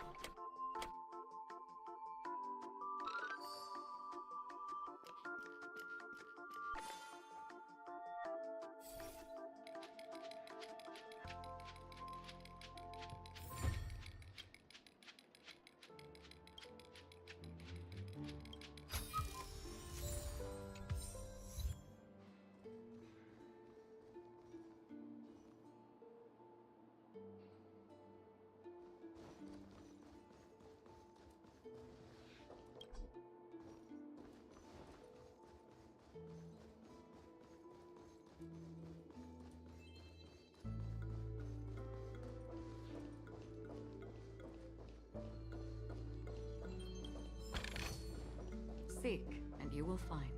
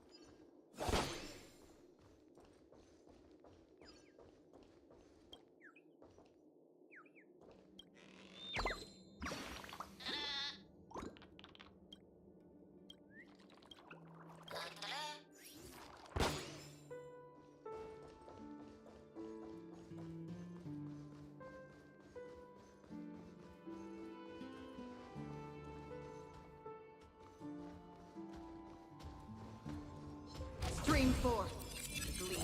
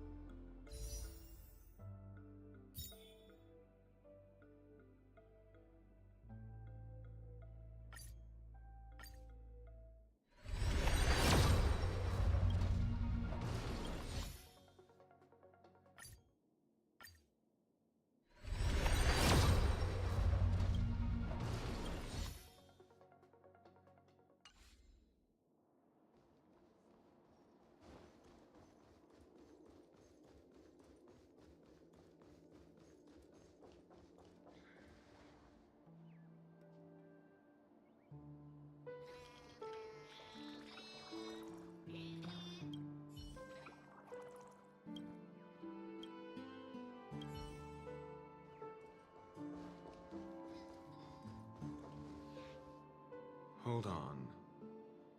Huh? What's wrong? Are we heading the wrong way? No, but this door is locked. My friend? Did you really make an appointment with him? It's a trial. You got to prove your worth to Sunday before you can speak with him. If I'm not wrong, we need to find a way to open this door in the hall, or this place will be our prison. Oh, an escape room. My favorite. Get serious. I've no time for games. Let's head back. The hint is probably in that prominent sandpit. Wow. That's an enormous sandpit. I'd love to build a tall building for myself. Once I have enough savings.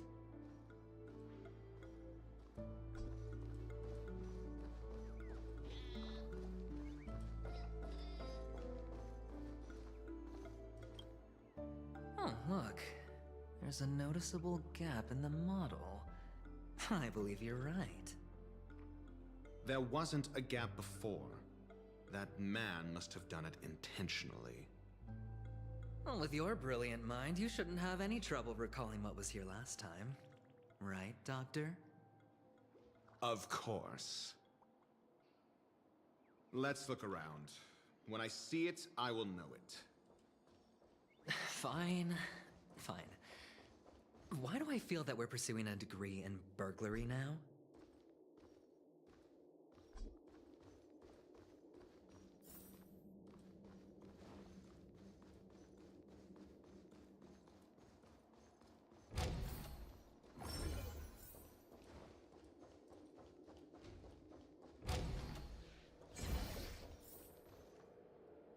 Found it. This is it.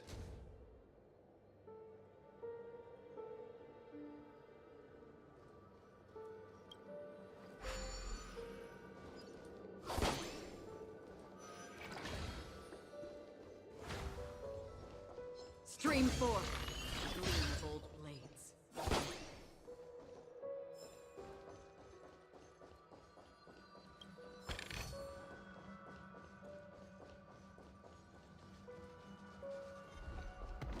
Stream 4. The gleam of old blades.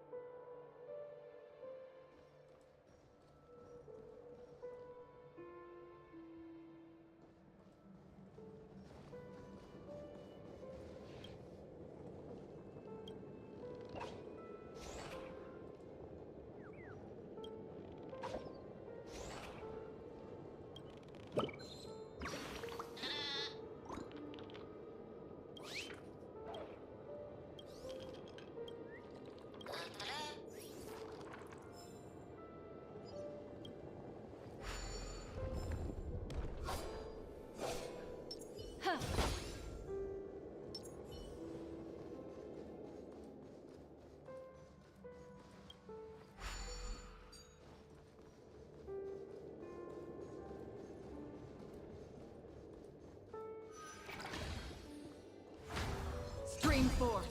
The gleam of old blades.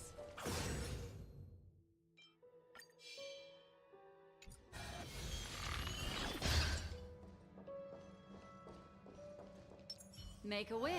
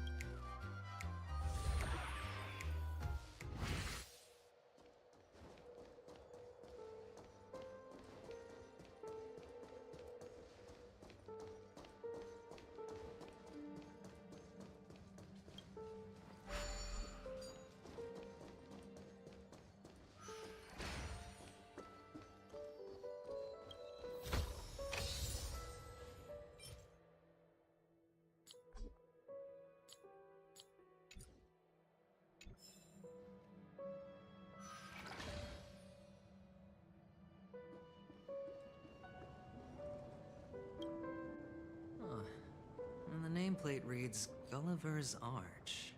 Well, I'm amazed you can remember something this tiny. You know, this reminds me of a tunnel I once saw that could shrink people who passed through it. If I were you, I would shut my mouth. It's wise to remain silent when you should.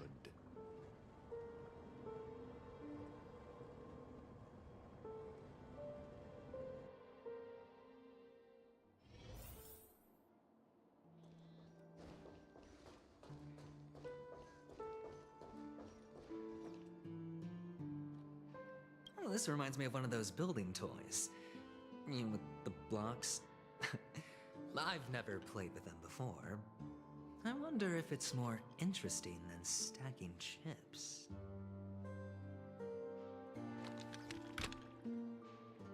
Oh, look. The gap is closed. And it fits perfectly. So, what's next?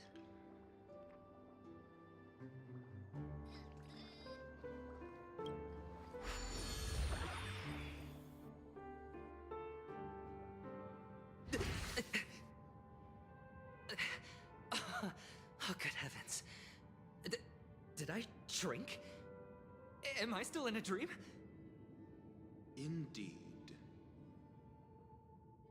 Oh, Doctor, you're huge. It's me! Down here! In the sand pit! Oh, actually, I think we could make this work for us.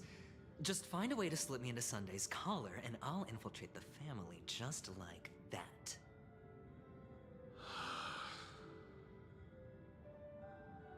Oh, fine. I was just kidding. Let's find a way to open the door.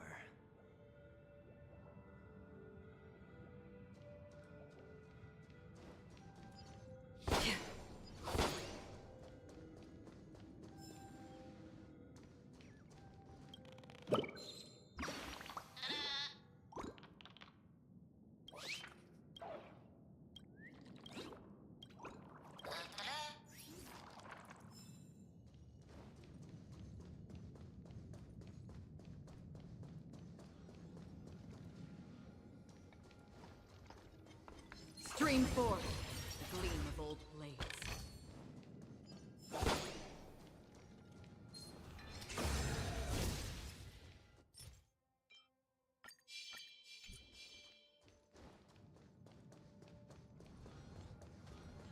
Stream forth, the gleam of old blades.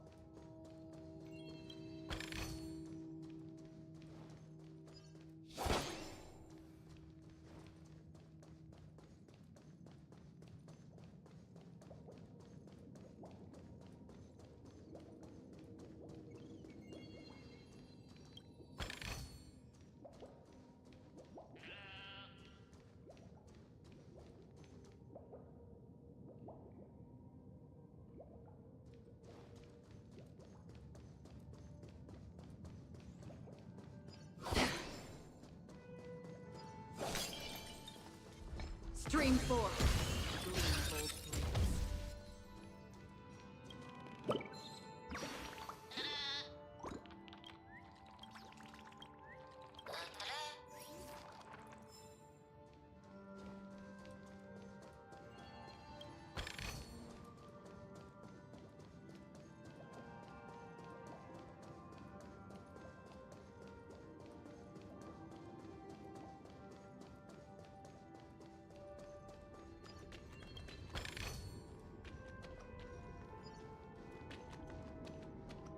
Hello!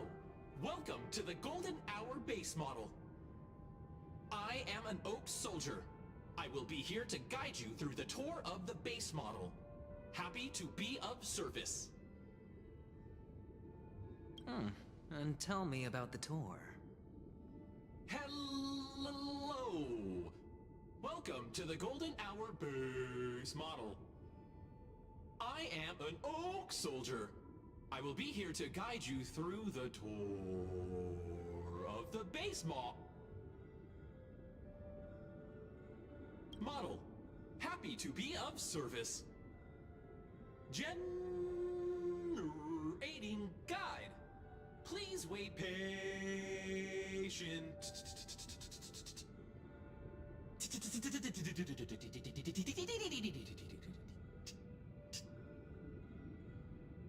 Found the nearest check-in spot. Please look behind me. A capsule machine model.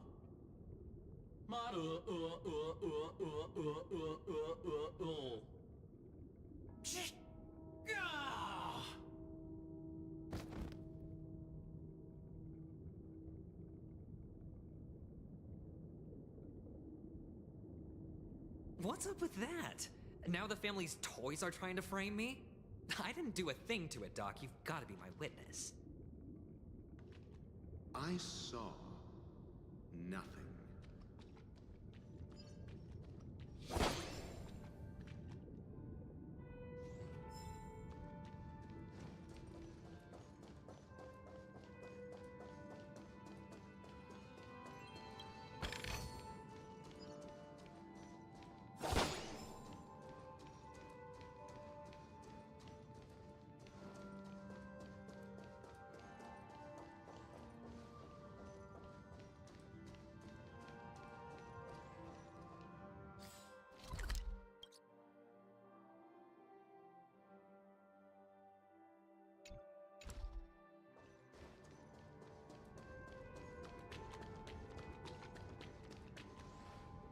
Oh, capsule machine.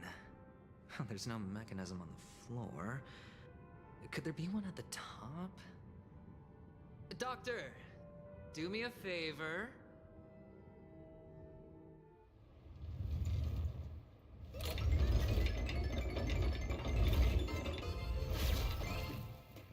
So, I was right.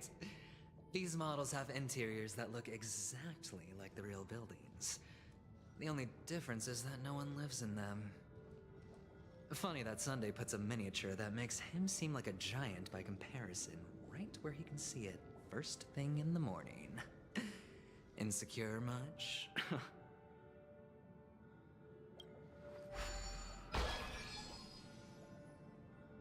Oh, one of the fragments flew upstairs. I'll need to use the pinball machine to flick myself up there. But it's tough.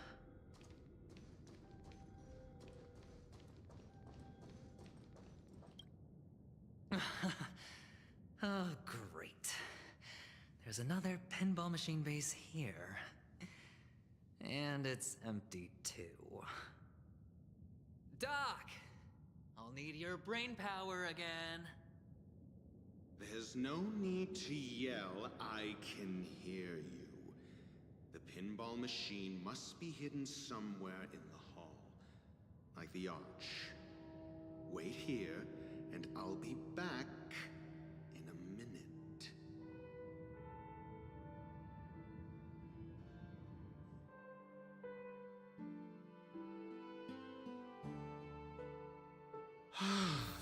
Finally, a moment of peace.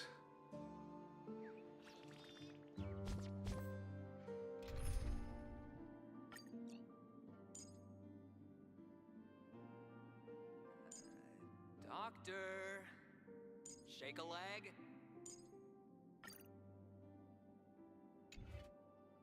Without that pinball machine, neither one of us is going anywhere anytime soon.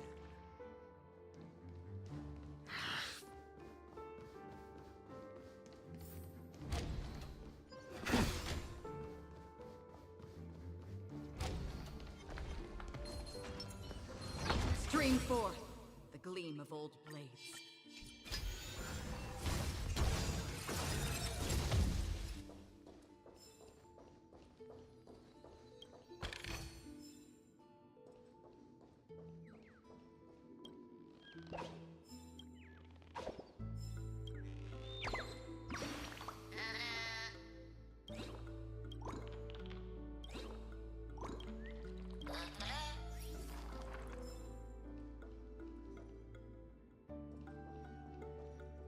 That's it.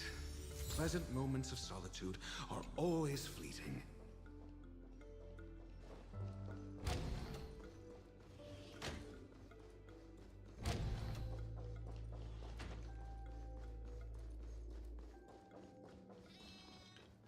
Oh, you're back. Just place it here. Thank you.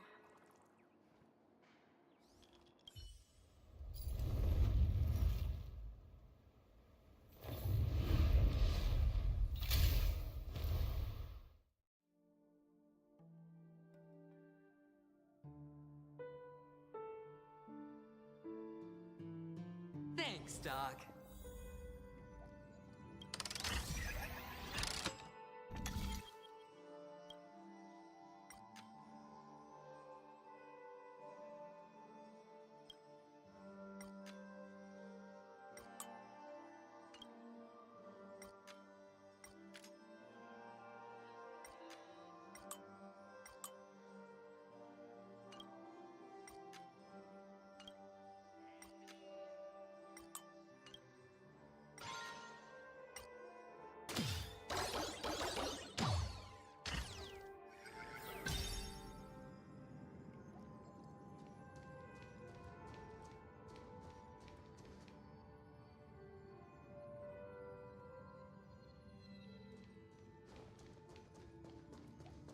Oh, Ratio, you should come in here and take a look. The view here is breathtaking.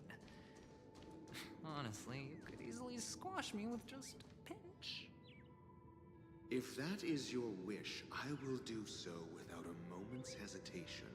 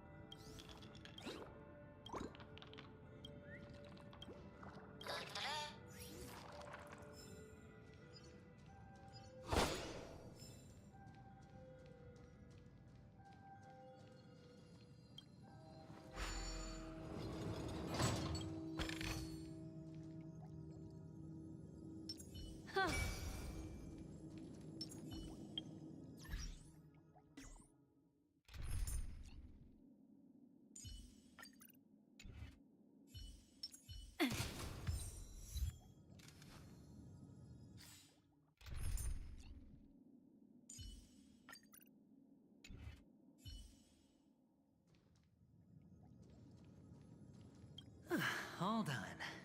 Piece of cake.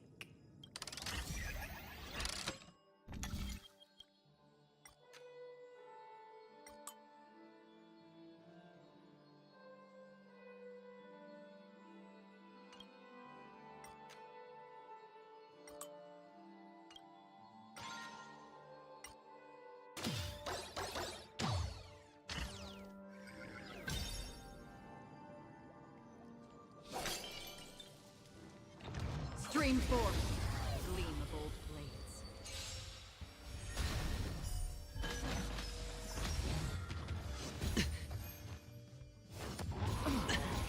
All in. Just in time. What do you want to know? Ill fate descends! Sure, I'll play along. Relax. The dice have been cast. Bust. Or maybe I'll take it all!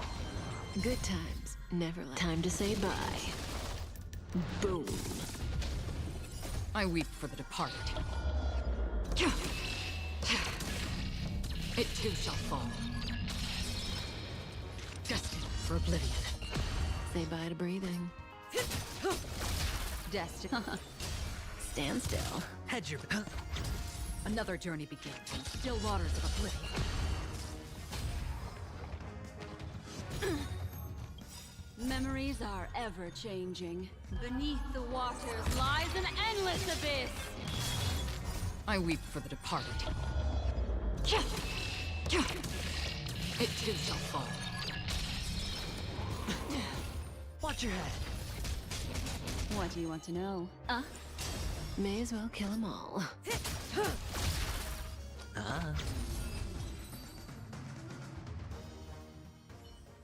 All done. Piece of cake.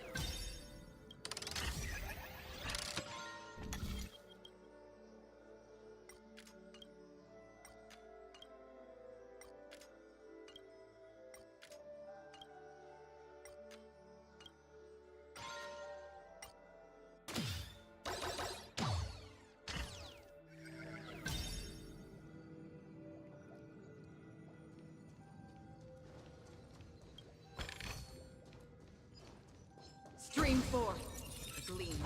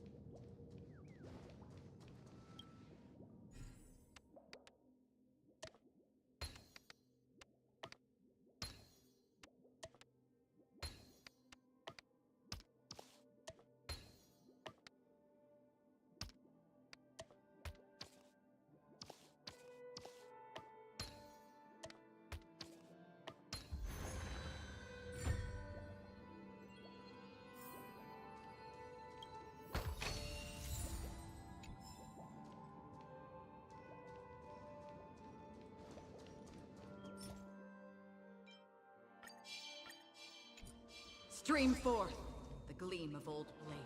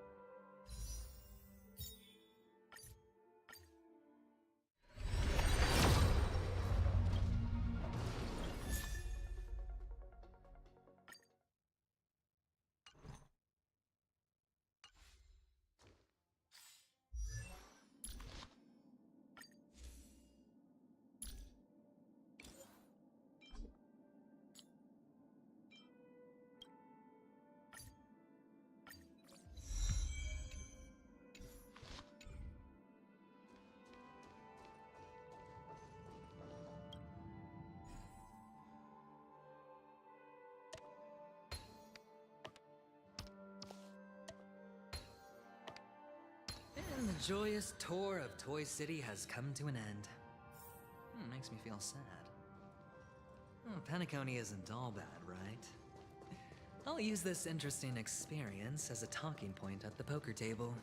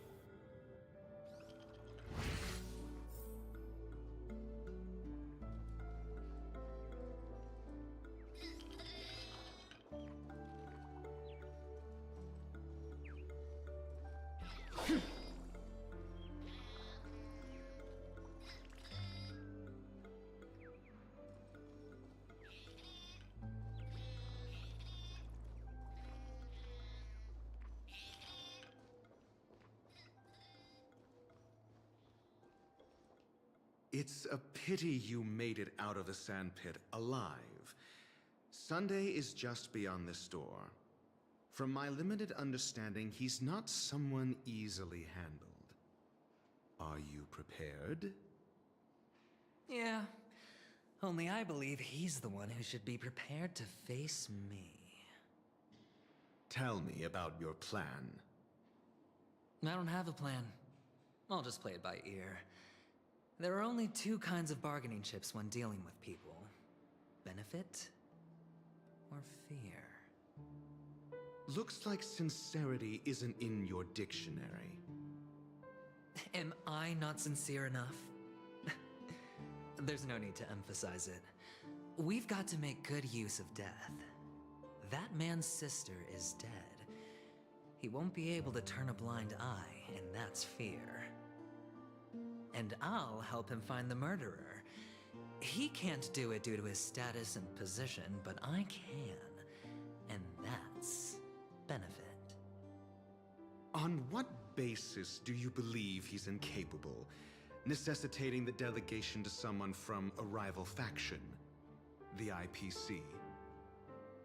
Simple. Because that murderer could very well be a traitor hiding inside the family. Do you mean the Galaxy Ranger whom you accused previously? That was just an excuse, good doctor. There's something wrong with that woman, and we need someone who can keep her in check. It's better to minimize the variables outside our control while we execute our plans. Moreover, I need to know her identity. If I'm lucky. She could be an important pawn.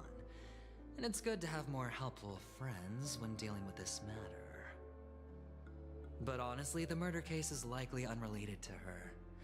I believe my standpoint. There's a rat in the family.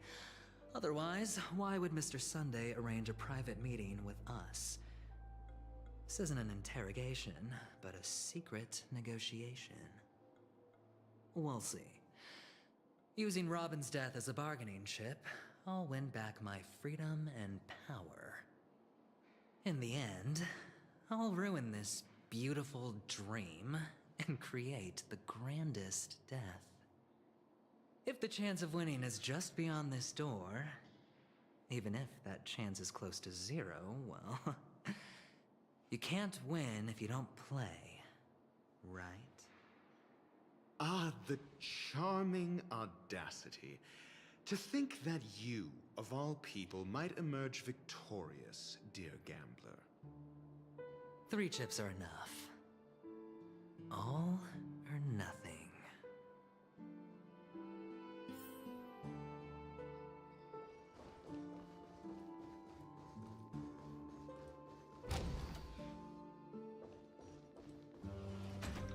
It seems my puzzles are too effortless for you, IPC Ambassador. I appreciate your words. And I see you put a lot of effort into welcoming me, Mr. Sunday. However, this is no way to greet a guest. Well, this isn't an invitation, but a summoning. Before we speak, I need to test your character. I imagine this knowledgeable doctor friend of yours has been of great help, yes? Certainly. You ought to know this better than I do. He's already faithfully fulfilled his duties, hasn't he? Yes. The doctor has assured me of your noble character. He considers you, like himself, a virtuous person who can be trusted by the family. I have come to know you very well as a person, Mr. Aventurine. You're diligent, generous, and willing to cooperate. The fact that you succeeded in overcoming many obstacles just to meet me gave me the reason to believe in your wisdom and courage. But there's one thing I must ask you. That is, you've used your wisdom at the wrong place to meet the wrong person and put yourself in a situation where you shouldn't be, witnessing a tragedy that shouldn't have happened. You don't look too well. Am I making you anxious? If not, then it means I'm on your side.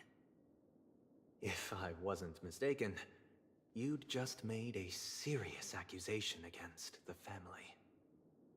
No, you weren't mistaken. For depravity is creeping in around you. There's no need for us to be evasive. Let's talk about your sister. Your sister's talent is unrivaled in the world of show business. As you know, her voice has been out of tune since she returned to Penacony. What's more disheartening, she can't sing anymore. Who could be responsible for this? Many suspect the culprit is among the outsiders, but I know you hold a different opinion. Now your noble status has become a shackle, preventing you from apprehending the murderer and avenging your sister's death. You're feeling anxious because you're out on a limb. But don't worry, I'm on your side. I'm immensely honored by your concern for me, Mr. Aventurine.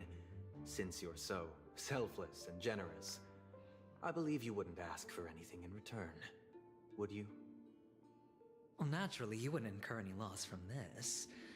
I just want to reclaim what is mine. My liberty and the personal items under the family's custody, the bag of gift money, and the box in which the cornerstone is stored. That's right. Cornerstone. I've heard it's a treasured asset of the Strategic Investment Department. A sacred stone that seals the Preservation Emanator, granting significant power. And every liquidation specialist holds one. For an object so precious, it probably comes at an even higher price than other forms of recompense. Well, I'm sure you're aware of the high level of risk I'll be undertaking to bring the truth to light. Mr. Aventurine, when you're out and about, do you always make adjustments to your appearance? Your tie should be on the center line. Your shirt must not protrude from your vest. Your trouser creases should be perfectly straight, and always aligned with the tips of your shoes. Of course. But I don't, because it's not appropriate to do so in public. You should make sure everything is presentable and in order before leaving the house. I'm not the kind that takes risks. The cornerstone must be in the custody of the family. No room for negotiation? Please, don't let me turn you down twice. Sure. The gift money is good enough. I suppose you wouldn't mind that. After all, a merchant can't function without a bargaining chip. You compromised quicker than I thought. Unfortunately, it's a gambler that needs a bargaining chip, not a merchant. I can give you your gift money, but before that, I want you to tell me.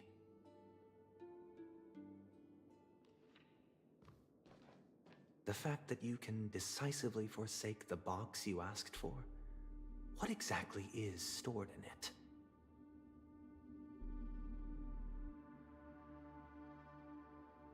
Oh, triple-faced soul, please sear his tongue and palms with a hot iron, so that he will not be able to fabricate lies and make false vows. What have you done? Under the light of the harmony, all wickedness is revealed. I implore them to shed their light, and I'll ask you questions on their behalf. Next, you have 113 seconds to prove your innocence and gain my trust. And if I refuse to answer? You can try, and we'll see if the harmony rejects you. Question. Do you own a cornerstone? Yes. What a simple answer. You, too, understand that idle chatter leads only to poverty. Did you hand over the cornerstone to the family when you entered Penacony? Yes. Does the cornerstone you handed over to the family belong to you? Yes. Is your cornerstone in this room right now? Yes. Is your memory free from any kind of tampering or deletion, encompassing but not restricted to the techniques of the Garden of Recollection? Yes. Are you an Avgin from Sigonia? Yes. You even know about that? Do the Avgins have any ability to read, tamper with, or manipulate one's own or another's mind? No. Does it matter? Do you love your family more than yourself? Yes. All the Avgins were killed in a massacre. Am I right? No. Are you your clan's sole survivor? Perhaps. Do you hate and wish to destroy this world with your own hands?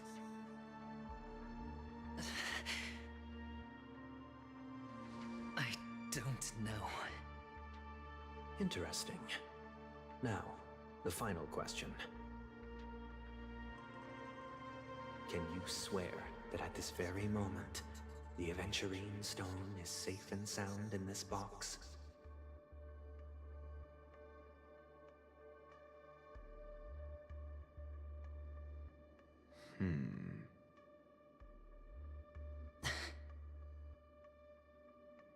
Of course. Looks like we can get an answer.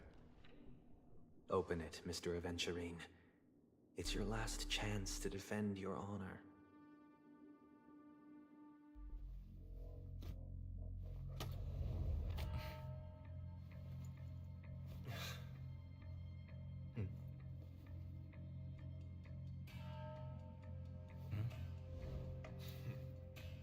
Please.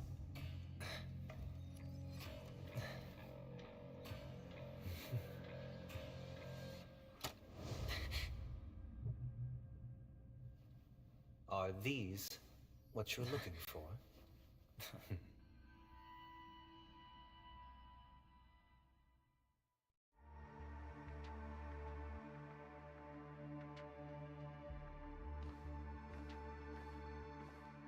Since you came as promised, learned doctor, does this mean that you are willing to take the side of the family in this farce? What makes you think you can convince me? I've heard you haven't enjoyed Mr. Aventurine's company. I also understand that you're an avid learner, who sees the pursuit of knowledge above all. In that case, you ought to realize that a competent scholar knows their position and wouldn't forsake more vital matters for the sake of petty pride. If you agree to assist the family, I'll share our research findings on the Stellaron. You must be quite aware that, besides the family, no other faction is willing to share such information.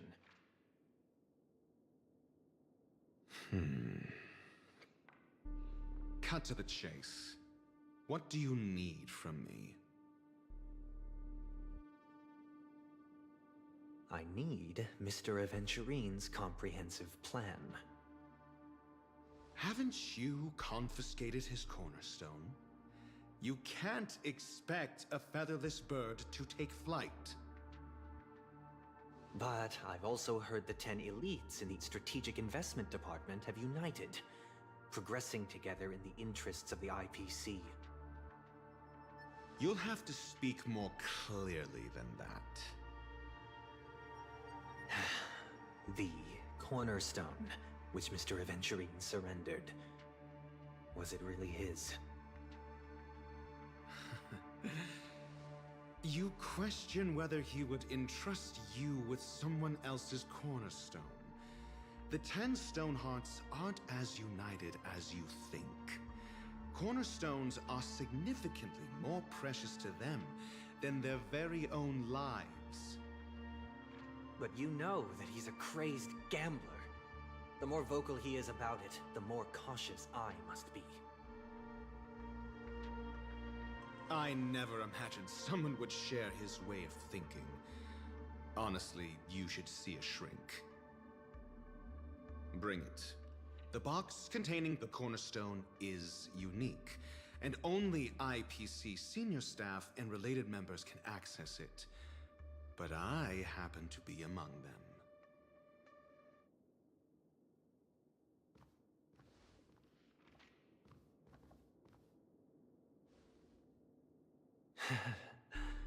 I appreciate it.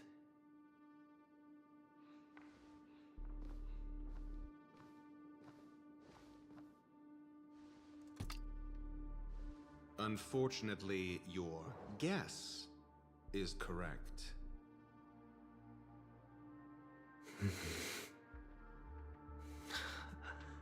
The golden stone. Its color and glow are similar to that of Klepoth's body. This is the very ruse he intends to use to fool you. He won't reveal to you that the 10 Stonehearts chisel their own will into the cornerstones, granting them an unparalleled radiance. And this golden statue is also known as Topaz, not Aventurine, and it belongs to Topaz. So, do you wish to confront him? Not at the moment. I'm more interested to know the location of his cornerstone. The safest place somewhere you'd never think of. Because he never intended to hide it. In fact, that cornerstone has been in your hands from the very beginning.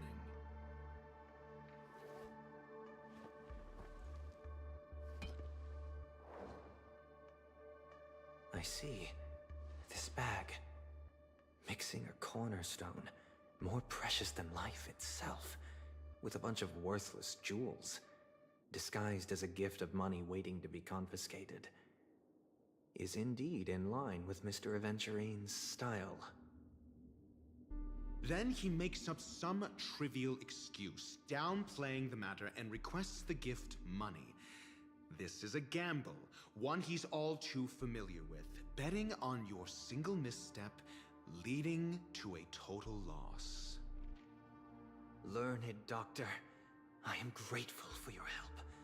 The family will surely reward a righteous person like you. As for the villain, I hope he retreats in humiliation. It was all thanks to your friend with a keen eye that I could add a blot of utter failure to your storied career. Ratio, you wretch. Finally shown your true colors, huh? Oh, and just to remind you, you currently only have 17 system hours left to live. Treasure your remaining time, and savor the delectable aftertaste of defeat. You might as well explain yourself a little more clearly. What I performed on you just now was the Harmony's consecration. You were to show allegiance beneath the illumination of their grace. Yet you acted willfully, uttering nothing but falsehoods, transforming the consecration into a trial. I genuinely see no reason to absolve you from it. Is this what the Harmony represents? But is it built upon constraint and coercion? You misunderstand, Mr. Aventurine. Punishment is meant for the irreverent, but I have seen your resilient spirit, and thus I offer you the possibility of a new beginning. Throughout these 17 system hours, you will be unable to escape the dreamscape, or contact any of your companions. You only have 2 paths before you, and it all depends on whether you can complete my test within the time limit. Should you succeed, you will be able to coalesce into the Harmony and be with your family. If you fail, you will suffer the wrath of the Eternal Centurion and fall into an abyss of doom. Sounds like I'm gonna end up the same either way. I indeed do need a servant to help me uncover the evil hidden in the family from an external perspective. I will purge the evil from the inside and bring the real culprits to justice within 17 system hours. When the time comes, compare your findings with mine.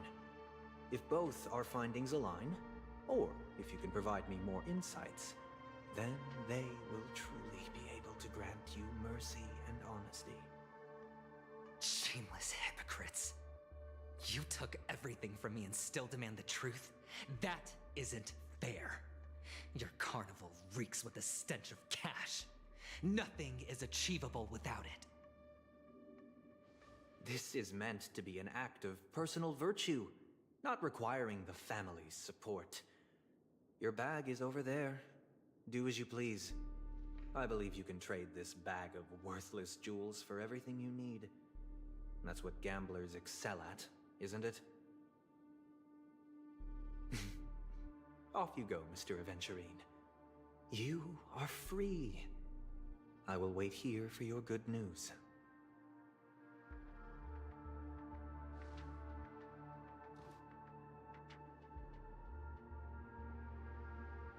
This meeting isn't an interrogation or a negotiation. It's an outright execution. Why would I do that, Mr. Aventurine? I'm just wondering what a passerby who stumbled upon a scene of a murder could have found out. That's all. By the way, before you go, I have a personal question. What is it now? Do you truly wish to bring about the destruction of this world?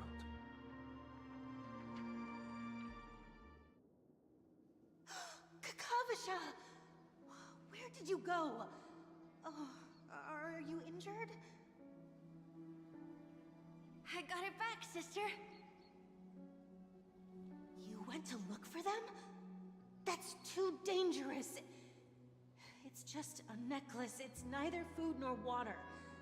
We can survive without it. But I can't live without you, little brother. Promise me not to look for those catechins again, okay? Sister, don't be afraid. The catechins are fools, but I'm smart. I played a game with them, and I won. Won? exactly? Tell me. I made a bet with them. The two birds in the desert and me. Who will die first? I won. They suspected me of cheating, but I didn't. I won fair and square. Of course you'd win. You've always been a lucky child. Gaiathra Triclops must be watching over you. But that's no reason to push your luck by going up against those bloodthirsty, cruel catechins. Have you forgotten how Mom and Dad...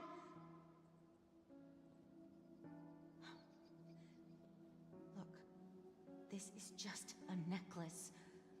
But Kakavasha, you are my only family.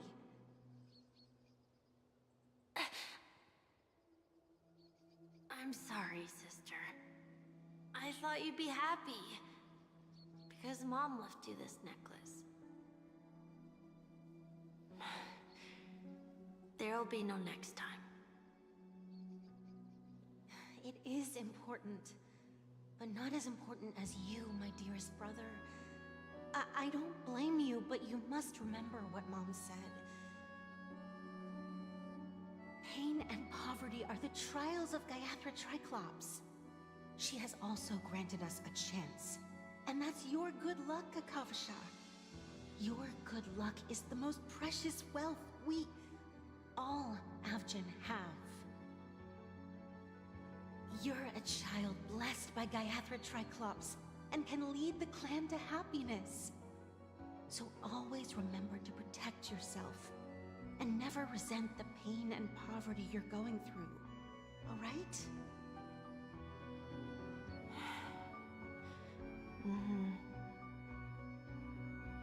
Listen to me and swear to Gaiathra Triclops.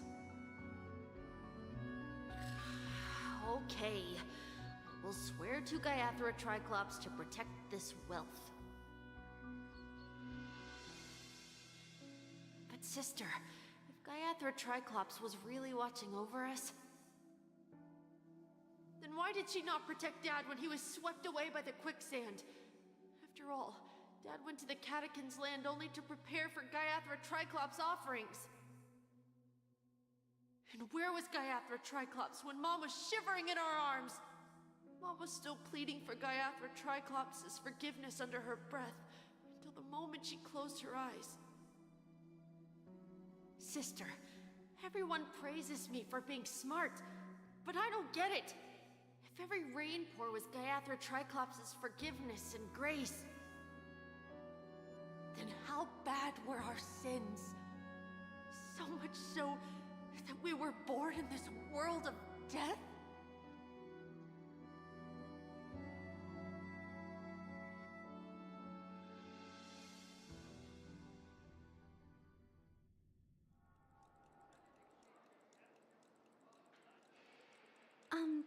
Excuse me. I can't seem to find any information on this artist in the Iris family archives. The photo you provided also doesn't show any matches. Just as I thought. I'd like to ask, what kind of traces do people leave when they enter a dream? Are you referring to the records when you enter the dream pool? The equipment will monitor physiological indicators such as heart rate, blood oxygen levels, and body temperature in real time. This data will be included in statistics and handed over to the family for the screening of any data anomalies. Immediate action will be taken once any illegal behavior is detected.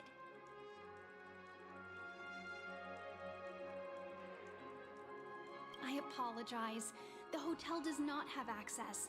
This information is managed by the Bloodhound family. We can only gain access if there's a problem. Looks like nothing can be found here. At least we know who to look for next. We can ask the Bloodhound family for information.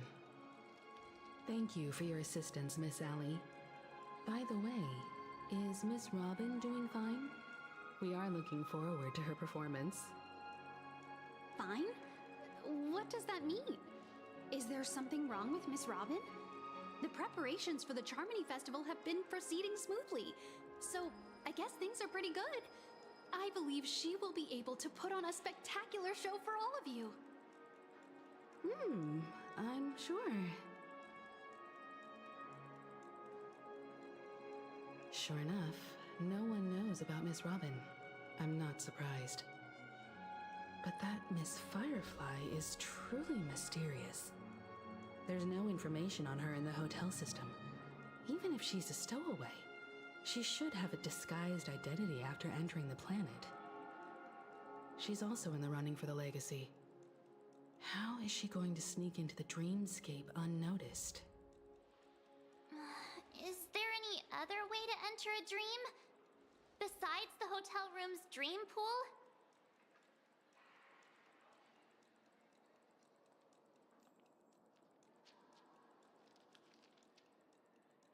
The Memo Keepers have abilities that are difficult for normal people to comprehend. In the memory zone of Penacony, they thrive effortlessly, a fact proven to us by Black Swan. The hacker girl from the Stellaron Hunters used extraordinary means to unlock the Dreamscape Hotel's seal. According to the scene witnessed by him, it is likely that they are behind Miss Firefly's case. The Garden of Recollection and the Stellaron Hunters. Both are possible, but what about the IPC? Since they want Penacony all for themselves, they're bound to have a plan. Who are you guys? The Bravo team has arrived at their designated position, ready to execute armed evacuation operation. Boss, get moving! Armed evacuation? Boss, are you drunk? What do you know? It's more efficient this way. Just don't let the director find out. Act first, report later. Understood? Help! Help me! I spent all my year-end bonus on the snowball! I don't want my name on the department's major disciplinary notice! Hey, check it out! That voice. Could it be the IPC workers from Bellabog? To all guests, the IPC will be conducting special operations within the hotel. Please follow the staff in charge of evacuation to the designated safe zones, or compulsory measures will be enforced. I'll request a beating for you lot! You've been told not to drink during work hours. Take him back to the hotel room. I'll organize a meeting later to properly go over how this incident report should be written. Miss Topaz? I never thought I'd run into you on Penacony. Oh, long time no see, Astral Express crew. Aventurine has told me a lot about your happenings. Huh?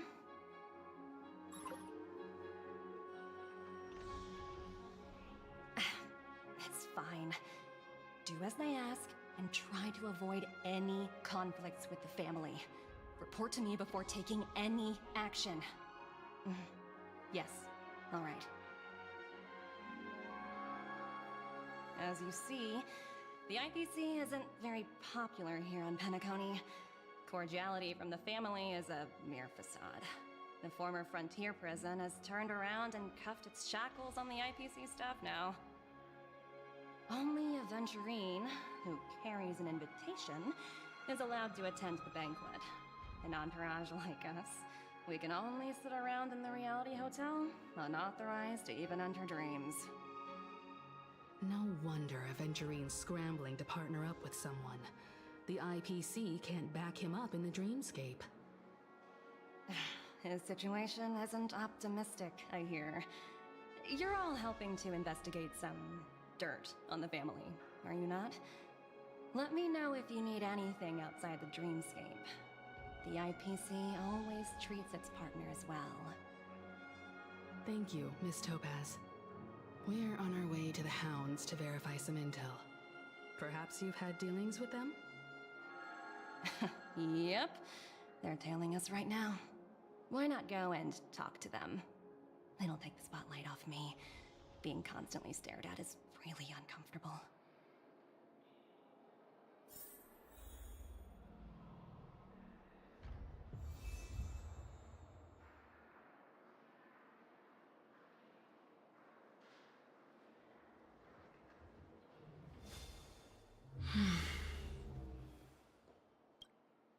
How does it feel to be in business with Aventurine?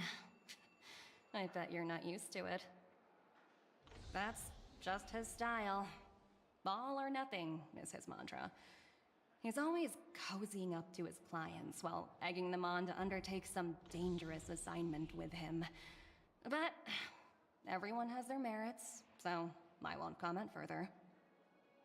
But Aventurine's luck has always been good. He's always closed all his cases without a hitch, and basically never lost a gamble. Which is why, on the issue of retaking Penacony, I'm watching with keen interest.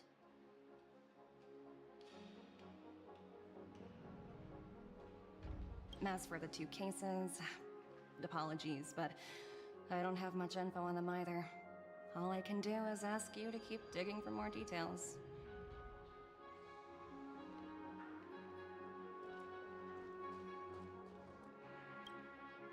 We're carrying out our captain's orders. What do you want? We made a mistake last time, and we're working hard to rectify it now. We don't have time for anything else. Surveilling the IPC executive Topaz, ensuring that she stays put at the Reverie Hotel during her time on Penacony. We've got the right one this time. So that's it. They were the pair who were after Firefly at the time.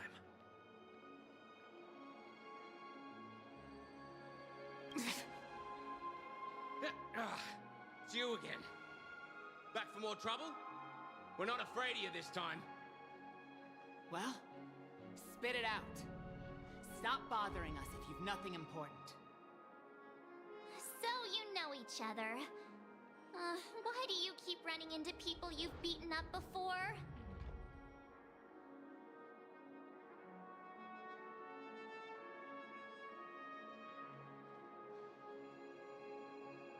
That's right.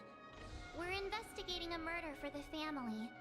Can we speak to your captain about the case? Well...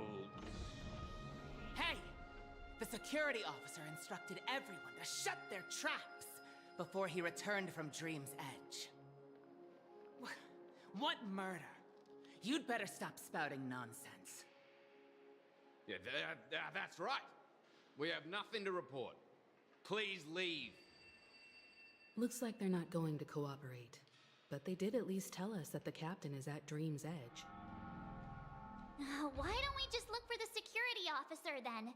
It's probably Gallagher, the one he mentioned, right?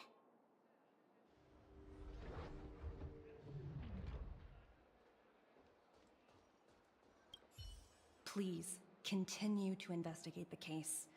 All I can do is sit tight in the real world. I look forward to hearing your progress.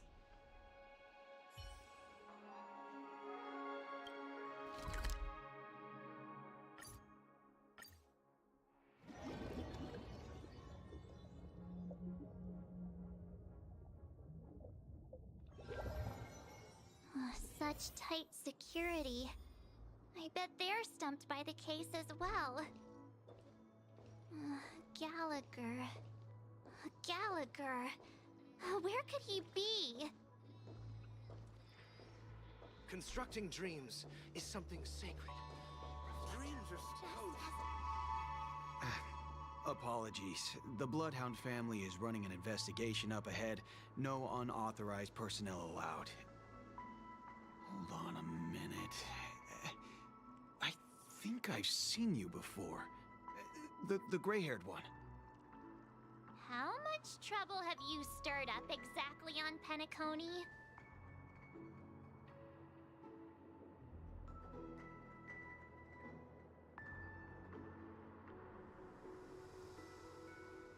Not possible. It was you the last time, yelling about some clockwork friendship while beating me up with that silver-haired girl.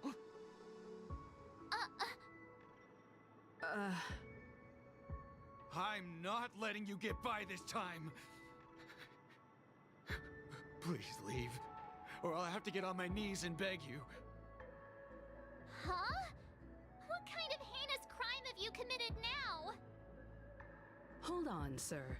We have documents authorized by the family that would aid your investigation. If it wouldn't trouble you, could we see this, Mr. Gallagher? Who exactly is this Gallagher you keep talking about? There's been a few people mentioning this name. Even the one with the gray hair. He didn't send you all here? It was the security officer who dispatched us. That's all I can divulge. He'll do. He's the one we've been looking for. Sorry, no can do. The boss said that since it's a matter of the family's reputation, no one's allowed through. Everyone, please leave. There's really no need for us to make things difficult for each other, right? We're really sorry for troubling you. Let's think of another way. Another way. That's it! Didn't they say something about that... what was it? Clockwork? That got this guy to change his mind? Can you perform it again? That... clocky magic.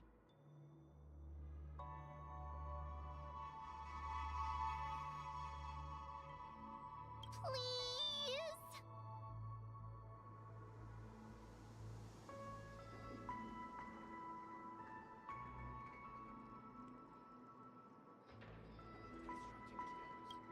Sorry, no can do.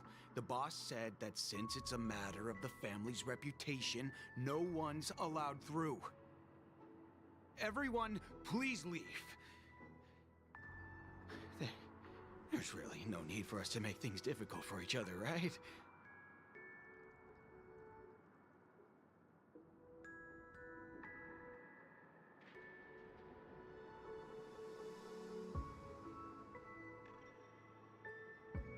Thank you for your... Guests aren't supposed to be here.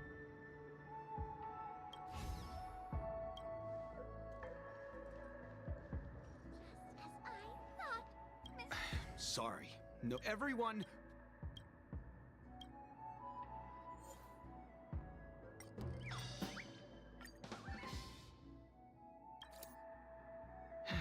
Let me see what time it is now.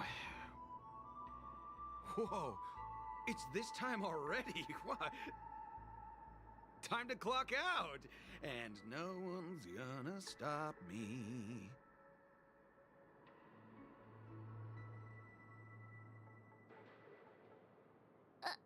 What? Huh? This clockwork trick of yours, it's kinda dangerous. At least he won't be getting in our way again. Let's go find that Gallagher and ask him the intricacies of the case. I was wondering what all the commotion was. Huh. Oh, it's you guys. Welcome. Since you made it here, what can I do for you? Hello, Mr. Gallagher, sir. Judging from your tone, it sounds like you were expecting us. Miss Himiko, you're too polite. There's no need to call me sir.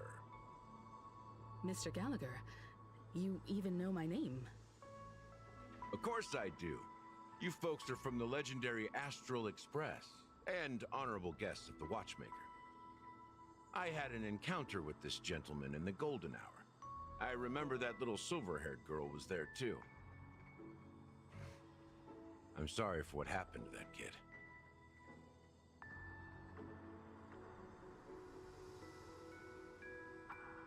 This is also the reason why we've come to visit you, Mr. Gallagher. The Express can't just overlook the death of that child. So we've decided to help the family get to the bottom of it, in the hopes of getting justice for her. The Nameless involved with the family. What an unpredictable twist of fate. Why? What's wrong with the family? It's nothing. On Penacony, everyone loves the family. No matter how much one resists the beautiful dream, when the time comes, they too will find it hard to let go. Who wants to leave a warm nest? Just idiots, little kids, and inebriated fools. Mr. Gallagher seems to be getting at something. You got it wrong. I'm not. You want to discuss the case? Sure, come with me. This is not a good place to talk. Let's go elsewhere.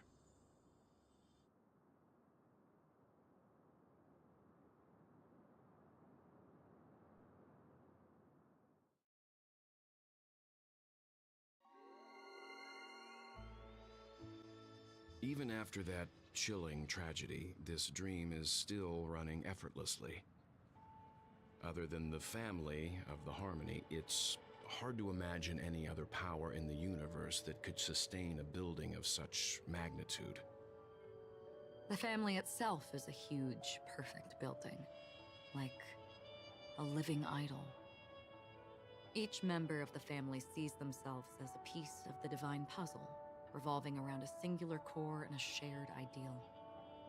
Under their command, they loyally fulfill their roles, offering themselves while also receiving sustenance in return. Interesting analogy. Perhaps that's why Penacony's beautiful dream has persisted for so long. But the human body has its limits, and so does the divine's. That doesn't sound like the kind of comment a Galaxy Ranger would make. Just pointing out the facts. Mr. Yang will definitely have a better sense of what's going on than I do. Why do you say that, Miss Acheron? The beautiful dream is crumbling. But not because of a particular eon, a particular faction, or a particular visitor. Its collapse stems from a certain inevitability of human nature. The family refuses to acknowledge this, and it has ultimately backfired and become a catalyst. As people immerse their souls in the dreamscape, where consequences and pain cease to exist, and only ease and pleasure prevail, they draw closer and closer to necrosis. Regardless of the perceived bliss, death looms as the inevitable conclusion. Also, this necrosis will diffuse and spread. One piece of the puzzle's mutation will eventually cause the entire building to shake, break, and crumble.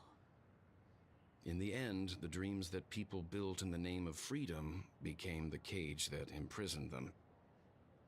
I'm sure you've gained a lot from this trip, Miss Acheron.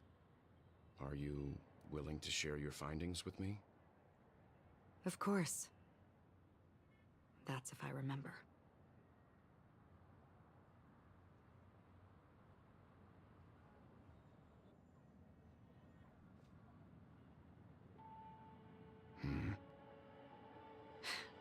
Don't mind me. It's just a habit. Owing to events in the past, I've become easily forgetful. It's only when this sword is unsheathed that those hazy memories start to become clearer. Take your time. That should do it. I vividly remember everything that occurred on Penacony. Ask away.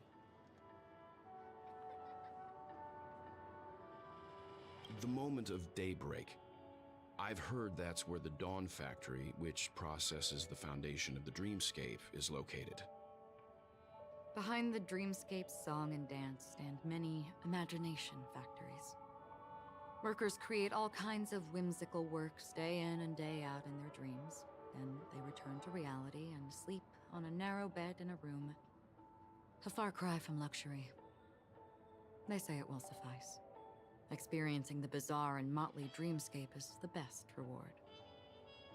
There I encountered a young woman who had just come of age. The perfect time to indulge in beautiful dreams. Her greatest wish was to one day move to the golden hour and see the magnificent garments she had woven with her own hands. For certain reasons, her wish was difficult to fulfill. but I managed to bring her a garment. Gilded Hour. It's said to be Penacony's currency center. Yes. It is a fortress-like financial city, the economic heart of the dreamscape. The Pepeshi people of the Alfalfa family are there to keep it running, sending blood that is made from money everywhere on Penacony. Everyone there is exquisitely dressed and always in a hurry. The greatest wish of the local Pepeshi people is for their future generations to work in the Gilded Hour. I've never met anyone who is willing to talk. I could only stand at the crossroads, watching crowds of people hurrying like the wind through the jungle of steel, only to deposit the alfalfa credits that they'd earned into the bank's vault. I don't know if they would open the vault's door, but before I left, I witnessed a well-dressed Pepeshi person plummet from the sky, while those around him continued on their way, unfazed. I hear the Blue Hour is very romantic. Do you have any tales to share? Perhaps Mr. Yang has heard. There is a large boat called the Eventide, anchored along the Sea of Dreams, where soft music and dancing persist endlessly every night. I ran into a wizened lady there. She was at the dock, waiting for her long-departed lover to return, waiting for countless hours within time that stood still. In the humid sea breeze, she spoke of her own youth. Like many who desired wealth and love, they came to Penacony to pursue their dreams. Alas, her lover's consciousness was lost in the dark depths of the Sea of Dreams. Finally, she suggested we continue our conversation on a boat in the shallows. I agreed and boarded the boat with her. But she never said anything.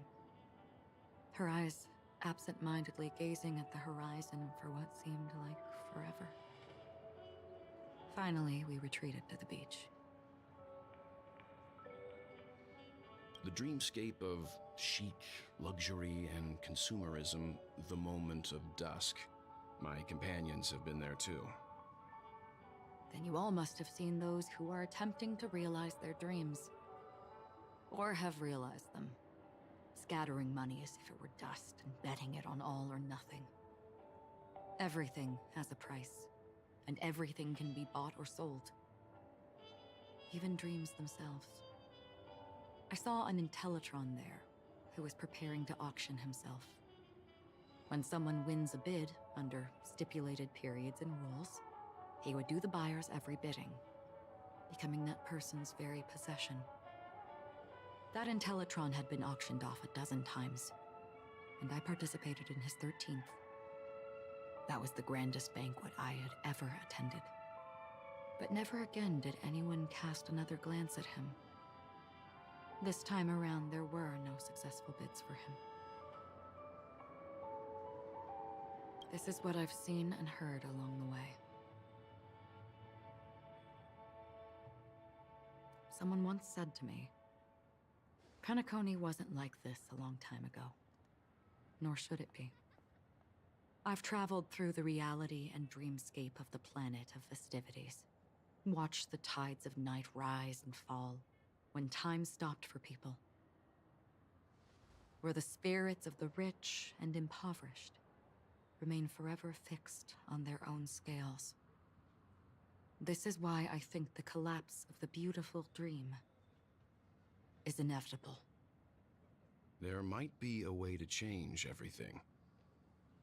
Perhaps. But if this is indeed the world that people desire, if this is precisely why life chooses to slumber, should we still seek to change it?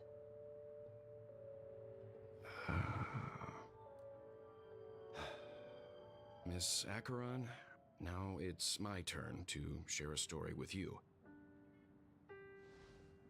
There was a man from my homeland who, at a time when the world was grappling with deep, unhealable pain, made a choice. He wove together the dreams of everyone in the world, linking people's dreamscapes and shouldered this burden himself. From this, he created a giant, a spiritual Adam. And since that moment, the giant stood between heaven and earth, becoming the pillar of the world's existence. As a price, those who found it hard to move forward, who could not advance, forever lost their future. They slumbered in a dream, devoid of disaster and pain, living out their days peacefully in the man's created utopia. And it is because of the wishes of those people who wished not to awaken that this spiritual Adam became unbreakable. And yet, you stand here right now. Which also means that man failed. Because people must always move towards the future. Even if human weaknesses make them pause when they truly cannot move forward, humanity will eventually seek a way to save itself. And that man, he was never a failure. Like everyone in that world, he etched the possibilities of human nature into his heart. He was the sun chaser of legend, soaring towards the sky and embracing his final victory with his fall. He ascended to heights uncharted, only to come face to face with the sun, a place not visited by anyone before. His wings would melt because of it, only for him to fall into the sea. And after that, countless others would surpass him, soaring to even greater heights. A fitting metaphor for the Nameless's trailblazing spirit. Thank you, Mr. Yang. I know what you wish to confirm. The universe has innumerable similar, yet different worlds. In these worlds, there are innumerable people who look alike, yet don't. I too have embarked on journeys, encountering old friends with familiar faces on different worlds, witnessing their destinies follow paths similar to mine. So I will tell you, even if not completely similar, the story you just told, it overlaps with my past. And within that abyssal dream, I ended that man's life. Alone.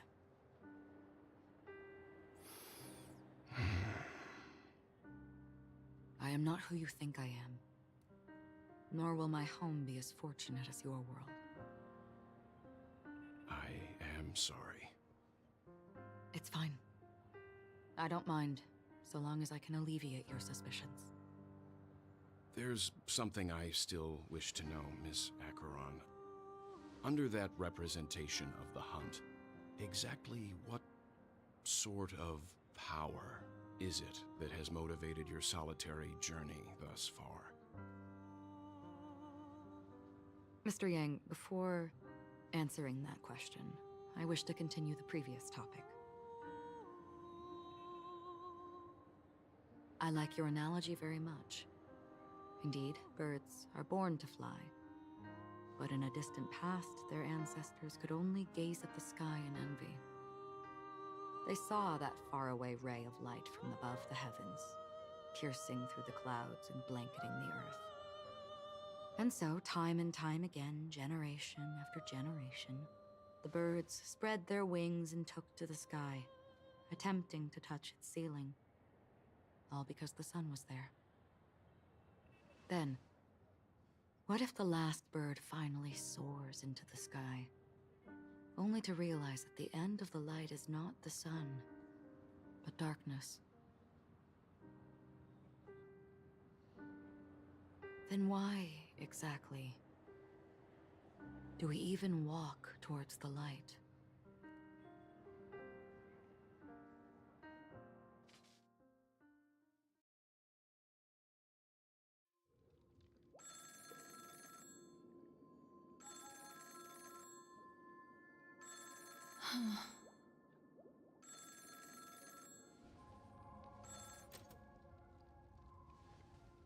Long time no see. Having fun on Penacony? Acheron? This voice, it's not Constance. Could it be her companion? Though I don't know exactly what you are, or what you're up to, my bullets will find you.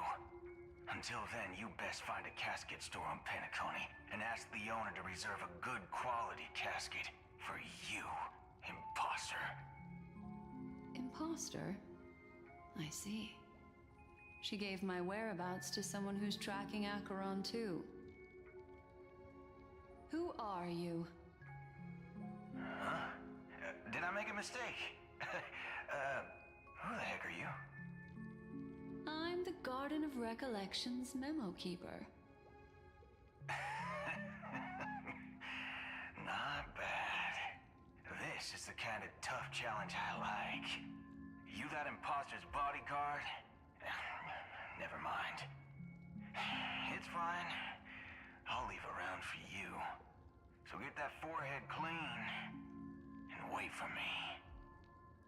I don't know what you're talking about, but you know Acheron, the Galaxy Ranger, yes?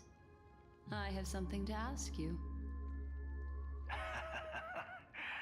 Are you asking me to write your will? Sure. Go ahead. Not quite. I only want to ask, how exactly did she become a Galaxy Ranger? She's clearly not a path strider of the hunt, but you are, aren't you? Tell me, what's Acheron's deal?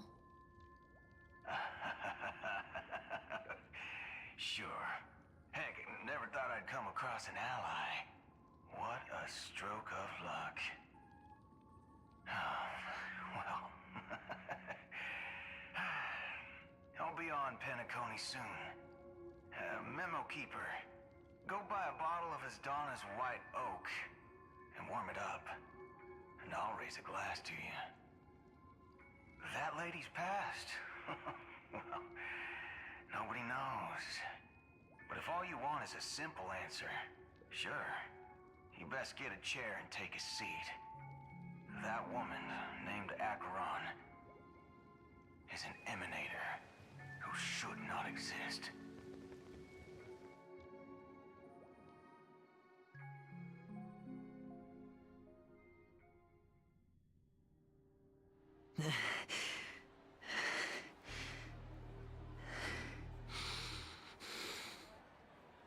You look pale. Or is that also part of your act? I didn't think you'd have the nerve to show yourself. I thought this was exactly what you wanted. After all, I faithfully fulfilled my duties as you instructed. Just tell me if you can't hold on any longer. So, the genius of the Council of Mundanites wants to be my Undertaker now. My, what an honor. Yes, and I'm pretty sure the people at the Strategic Investment Department would love to be notified of your death in due time. But let's not forget, you won't be seeing them, because I'm the manager of this task. Great. Then tell your people that Aventurine is ready to go in 17 system hours. Oh, you've got a lot of nerve. How exactly do you plan on completing your task while your hands are tied by the Harmony? Well, my conversation with Sunday convinced me that there's a traitor in the family, and that they hold the secrets of Penacony. So, I took the opportunity to set everything in motion. I even managed to recover the gift money. Things haven't gone this smoothly since I walked through the doors of the Reverie. Now I'm only one step away from victory. Let's just wait and see. Sounds like a very elaborate way of saying that you failed. That's all I can say. Have you forgotten, Doctor? You betrayed me. Go. Do what you must. I look forward to the sight of the IPC fleet surrounding Penacony. You've achieved what you desired, haven't you? That's true, but what's your plan? Did you conceal an orbital support beacon in that gift money bag? Well, who knows? Maybe that's why I'm handing out cash even when I'm about to bite the dust.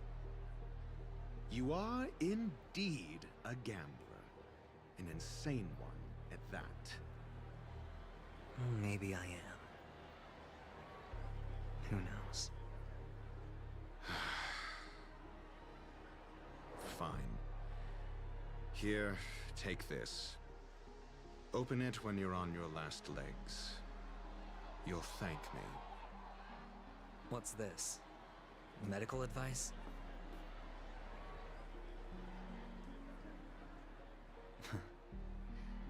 You catch on pretty fast, Doctor.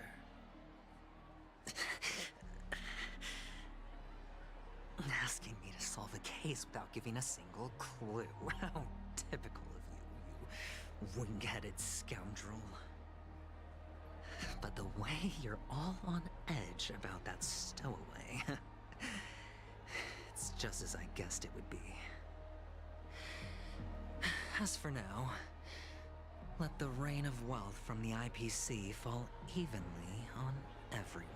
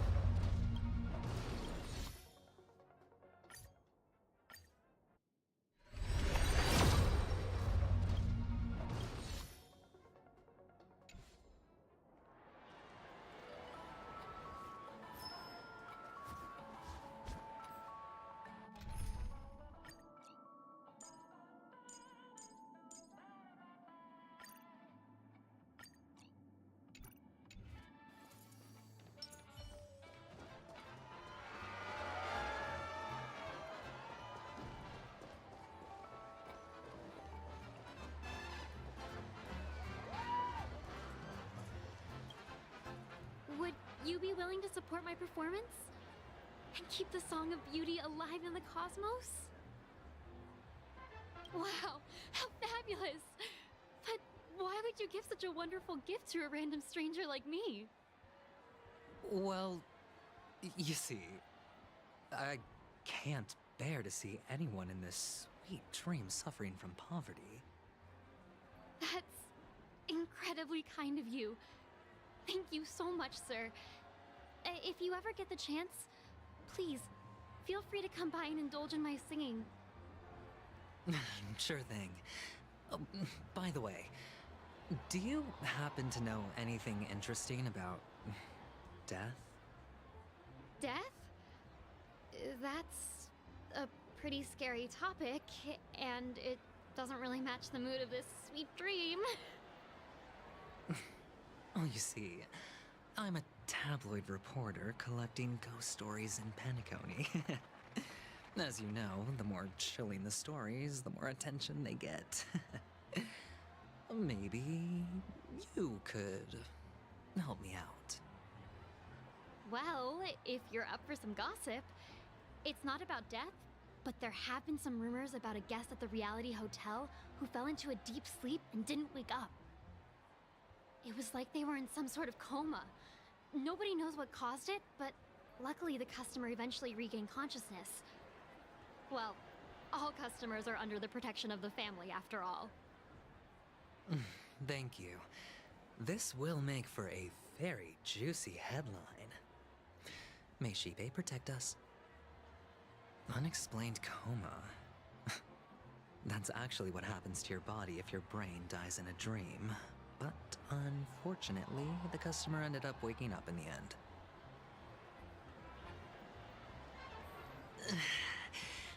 I can feel something inside my head. Is the harmony starting to kick in?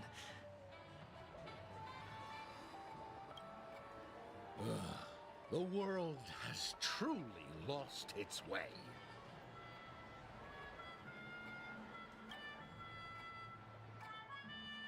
You... Wait. I get it now. This is some sort of prank show, right? You must have some cameras set up around here to film yourself doing good deeds, right? You youngsters are always looking for a quick way to get an audience. But you know what? A truly great show never comes easy. A great show will start soon, old man. But before that, I need to ask you something. Do you know where I can find death in this dream? Ah, I see. Another fearless youngster looking for death, huh? Well, let me give you a piece of advice.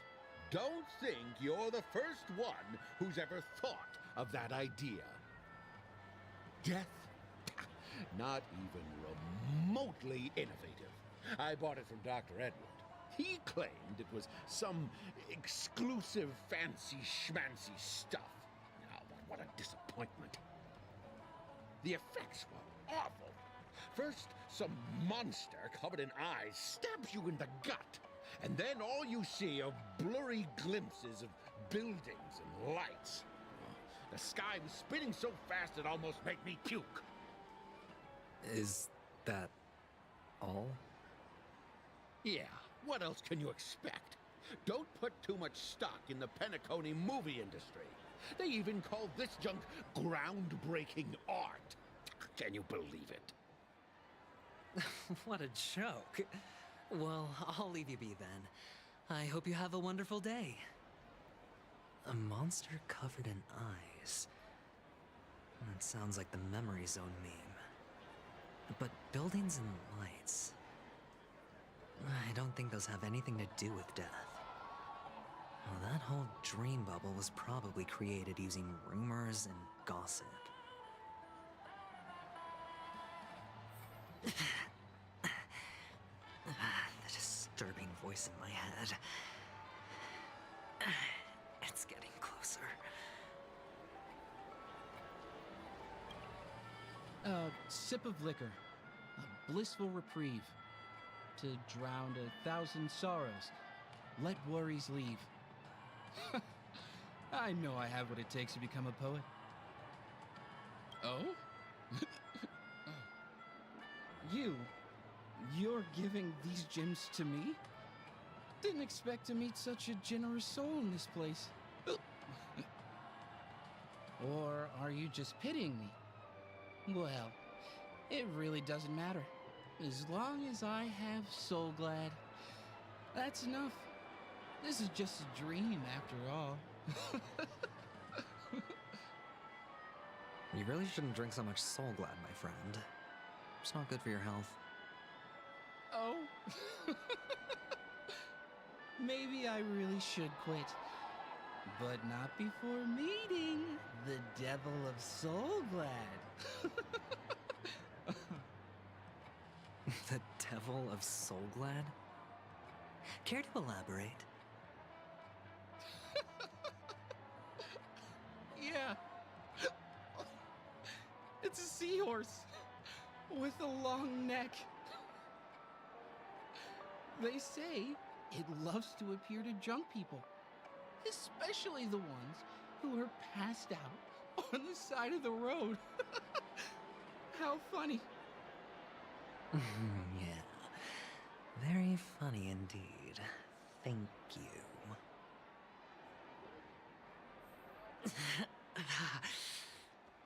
Does everyone have to go through so much torment before joining the family? Darn it.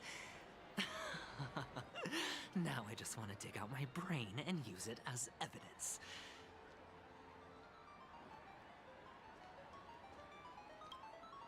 Take care, my friend.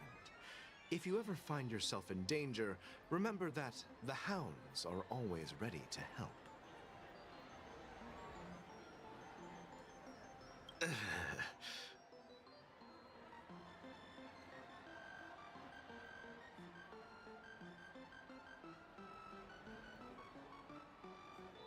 You don't look good, my friend. If you need assistance, I can contact the hotel and have them wake you up forcefully. That won't be necessary. I have some business to attend to. But thank you all the same. All right, then. If you ever need help, don't hesitate to reach out to us hounds. Well, actually, I do need a favor. As the most outstanding hound in Penacony, have you come across any stowaways recently? Stowaways? How could there be stowaways in Penacony? We've never had anything like that before. All right. Good luck with your work, then. What was I even thinking? Family would never share intel with the IPC.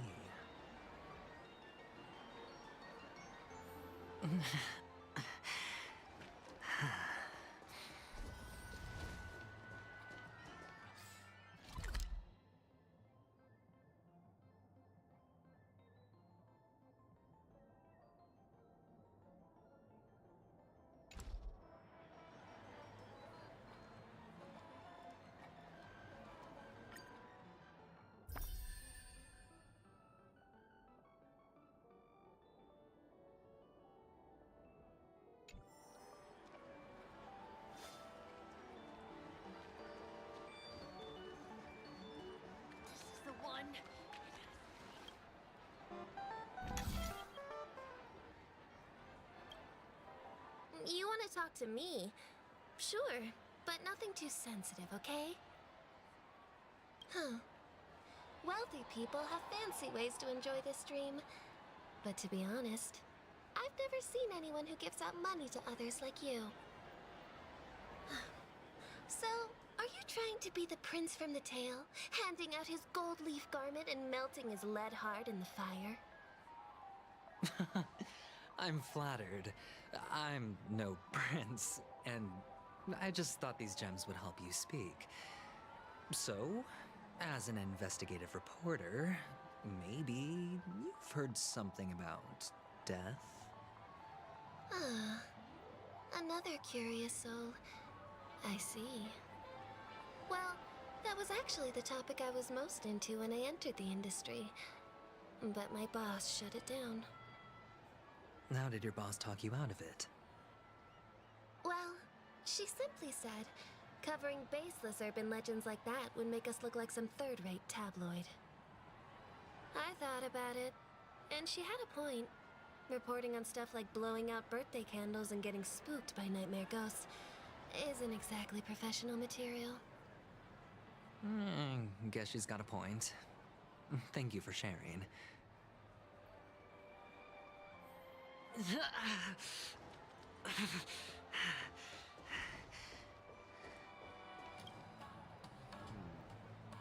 Were you wanting to talk to me? Sorry, I thought you were checking out something behind me. Is this a gift? For me? Are you sure this isn't some kind of mistake? Yes, it's for you. Just take it. Is this for real? Someone is actually giving me a gift. Not for my parents, but for me. Thank you. Thank you so much. No, it's not much. I just want to ask you something. I knew it. What's on your mind? Are you trying to ask about my father or my mother? Neither. I just wanted to know if you've ever heard about death in the dreamscape. Oh, you sound just like my father. Always warning me about danger, even in dreams. He's an Intellitron, so his dream entry methods are different from us organics. Can't count on him to protect me if something does go haywire. Funny, right now I'm still under his protection. How ironic. Hey, stay positive. Gold will always shine one day, right? The Devil of Soulglad, dangers in the dream, and nightmare ghosts. Well, surely death is a popular topic in this sweet dream granted by the family. Well, I've collected a bunch of rumors, but no useful clues. The gems in my bag are running low. Well, let's see if my last lucky interviewee brings some surprises.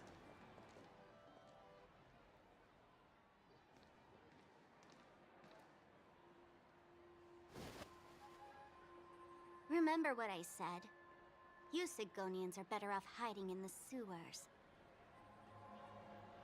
Look at you, snooping around and sticking your nose everywhere. Is the smell of death so enticing, my fine fellow? Oh, it's you, masked fool. I should have guessed it. You're the imposter who appeared on TV after Robin's death, right? I heard you got caught by the family. I gave you a clear clue. Befriend a mute. Simple and straightforward, you know? And what did you do? You messed it up and ended up as their prisoner. I told you to make friends with a mute, not become one yourself. You really let me down. What do you mean? You know better than I do. Who watched the little songbird that couldn't sing perish right before their eyes? You did, Blondie. No, I mean... What did you mean by becoming one myself? Well, it means you'll soon end up like her, unable to speak ever again.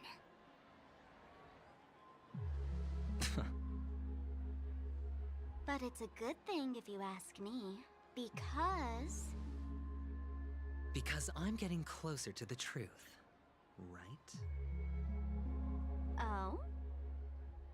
Why else do you think I'm handing out cheap trinkets all over the streets, fool? All part of the act. Fool's bait. The more pathetic I seem, the more likely you'll come sniffing around. So, now that I've drawn you out, will you reward me with an answer for my efforts? Why should I help you? Don't you want to see Penacony descend into... chaos? Well, I can make that happen. I just need an answer to one question. Back then, when you asked me to find a mute, did you really mean Robin?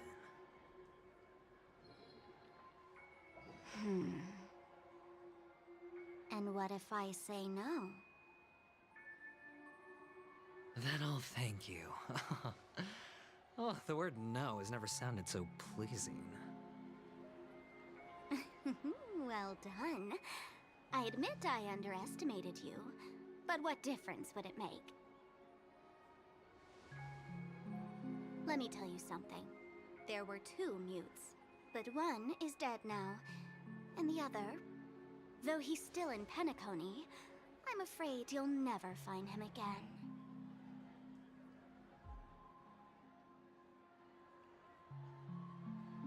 Now I'm completely sure that I was on the right track from the beginning and never strayed, fool. Right now, there are only 2 things missing from my grasp: the meaning behind the truth, and the means to expose it. How impressive. That's quite a fancy way of saying I haven't learned anything so far. Not exactly. I've gathered enough clues to prove its existence, and that's enough for me. As for the answers to my questions, I'll find them within 16 system hours. Oh, really? Only 16 system hours? Well, let me lend you a hand. Here you go. This is my precious, mutually assured distraction button, and I have one just like it.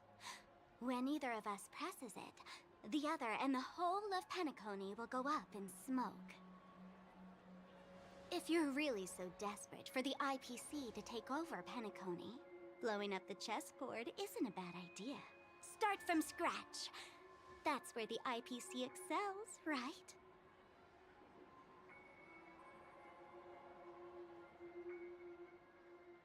Just press the button when you're at your wit's end. And of course, feel free to reach out to me for my hospice care, too. Oh, a deadly button, huh? Well, I guess the family didn't take your threat seriously at all. Otherwise, how on earth did you manage to bring it in here? I have my own ways. That's all you need to know. Well, I'm afraid I'll have to decline your offer. Who knows if your little gadget will actually work.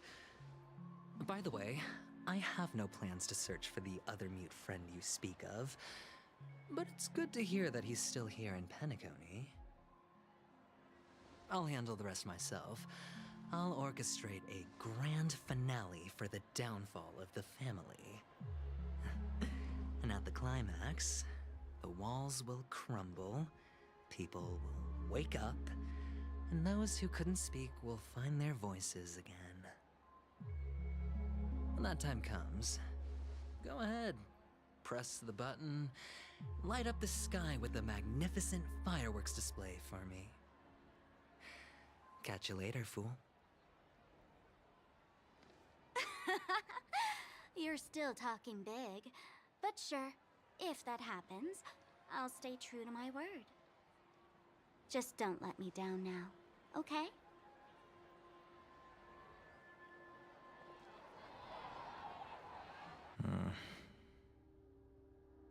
So, number 35. You're back. Like your new lucky charm? Can a commodity code really be considered a lucky charm? Silence! I didn't give you permission to speak, you Sigonian hound.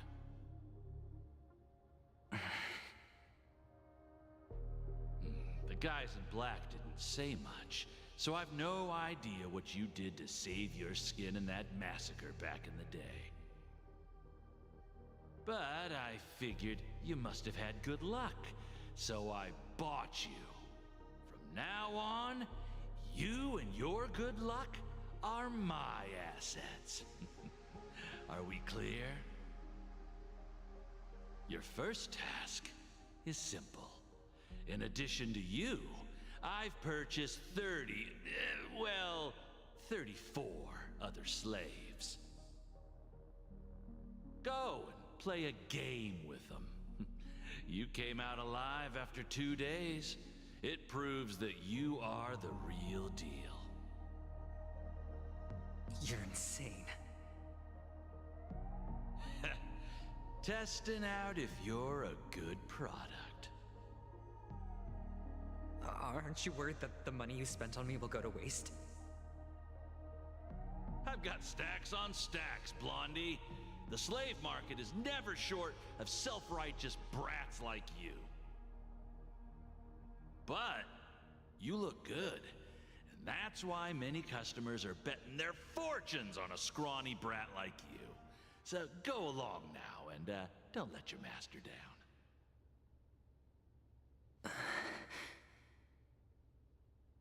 How much did you spend? What? My price. How much did you pay for me? Huh. You really want to know? Well, it was 60 tanba. No more, no less. I'll take my chances. 30 tanba. If I come back alive, you'll give me 30 tanba. Deal? Are you trying to strike a bet with me? Oh, you've got some guts. Yeah, sorry, but that won't do. Don't forget your place, slave. You're not qualified to be at the table. You're just a chip. A life thrown away in someone else's hands. Either you come back with more chips for your master, or you never come back. It's all or nothing. Don't embarrass me, my lucky hound.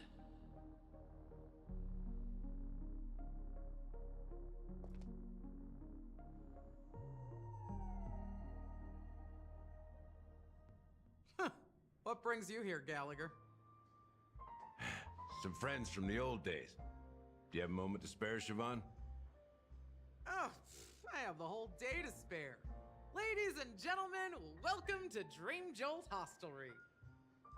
This bar offers a wide variety of drinks, but we draw the line at Soul Glad. Why settle for ordinary when you can experience extraordinary? We're dedicated to serving up nothing but pure joy and laughter. What would you like to drink? I'll whip it up for you. Oh, look! A lady as cool as Serval!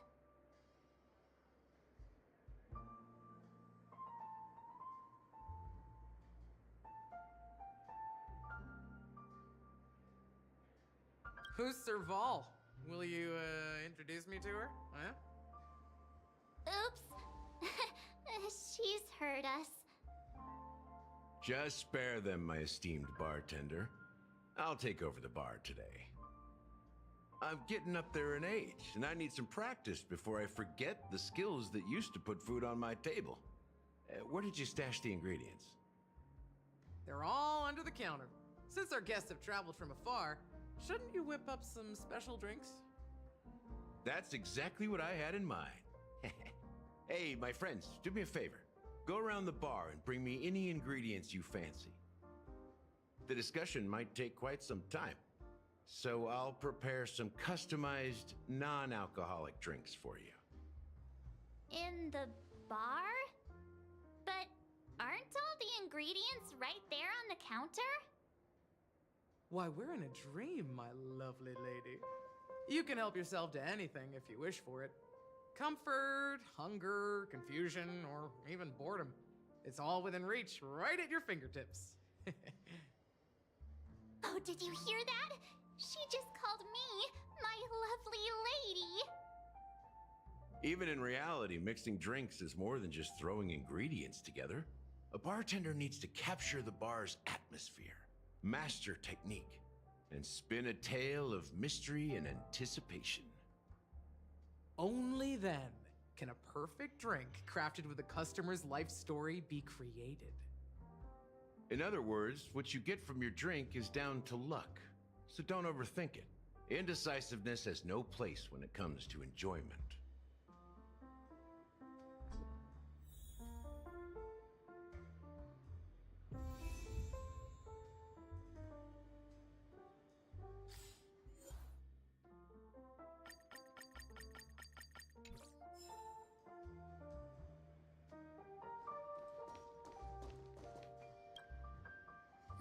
Can this be used for mixing drinks? Oh, and there's a note underneath.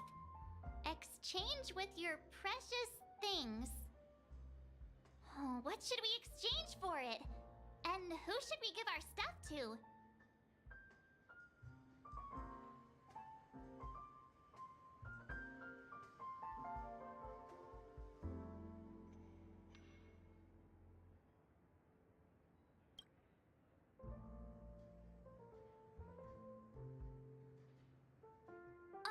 Whoa! The words on the note are changing. Happiness belongs to the noble. Does this mean we can take it? Doing good deeds does pay off. Thank you.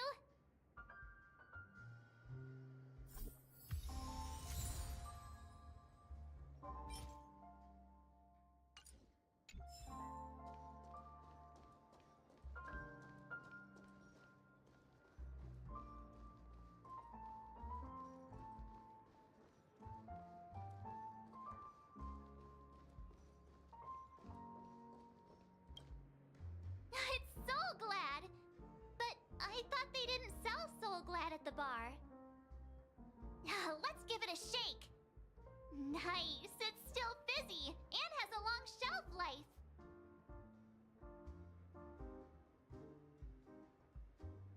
That's possible. You see Soul Glad everywhere these days, so it wouldn't be a surprise if someone brought a bottle here. Why don't they sell Soul Glad in this bar? Did something happen? It's all about the bartender's pride. It wouldn't make sense for customers to come here and order drinks they can find anywhere else. That's the mindset I use when I brew my coffee. You're right, Himeko.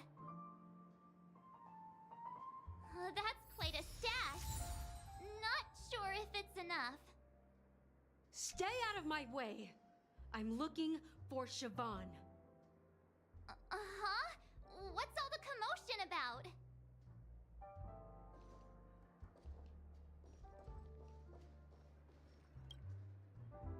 Hey, look at all these chips scattered everywhere. A few days ago, an actor from the Iris family came. Caused a ruckus with Siobhan. Those chips must have gotten scattered during all the chaos.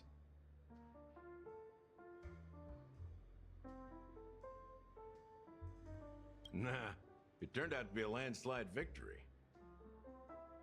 That being said, opening a bar in this place, filled with monsters, is quite a feat. Siobhan must have a lot of tricks up her sleeve, right? You'll have to ask her yourself to find out. But I have a feeling she won't budge unless you impress her with an incredible drink.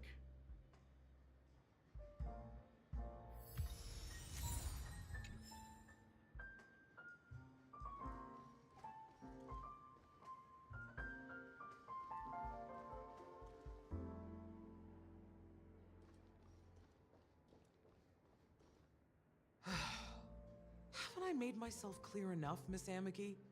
The Dream Jolt Hostelry only welcomes guests who want to enjoy a drink to their heart's content. I'm sorry, but I'm not interested in your proposal. But you have the talent. You'll attract a huge audience. You're destined for the Iris stage, not for this rundown shack. Come with me. We'll become the talk of Penacony, a shining light into every corner of the dreamscape. Please, Siobhan, I really need you. As you see, I'm entertaining my guests. Don't make me repeat myself. Fine. If you don't come along, I'll just sit here and not go anywhere else. Give me a sparkling drink. Sweet. With extra ice. Just... one moment. What's her deal? We can't discuss the case with other people hanging around the bar. Hey, can you do that clockwork trick of yours again? Yeah, I'm counting on you.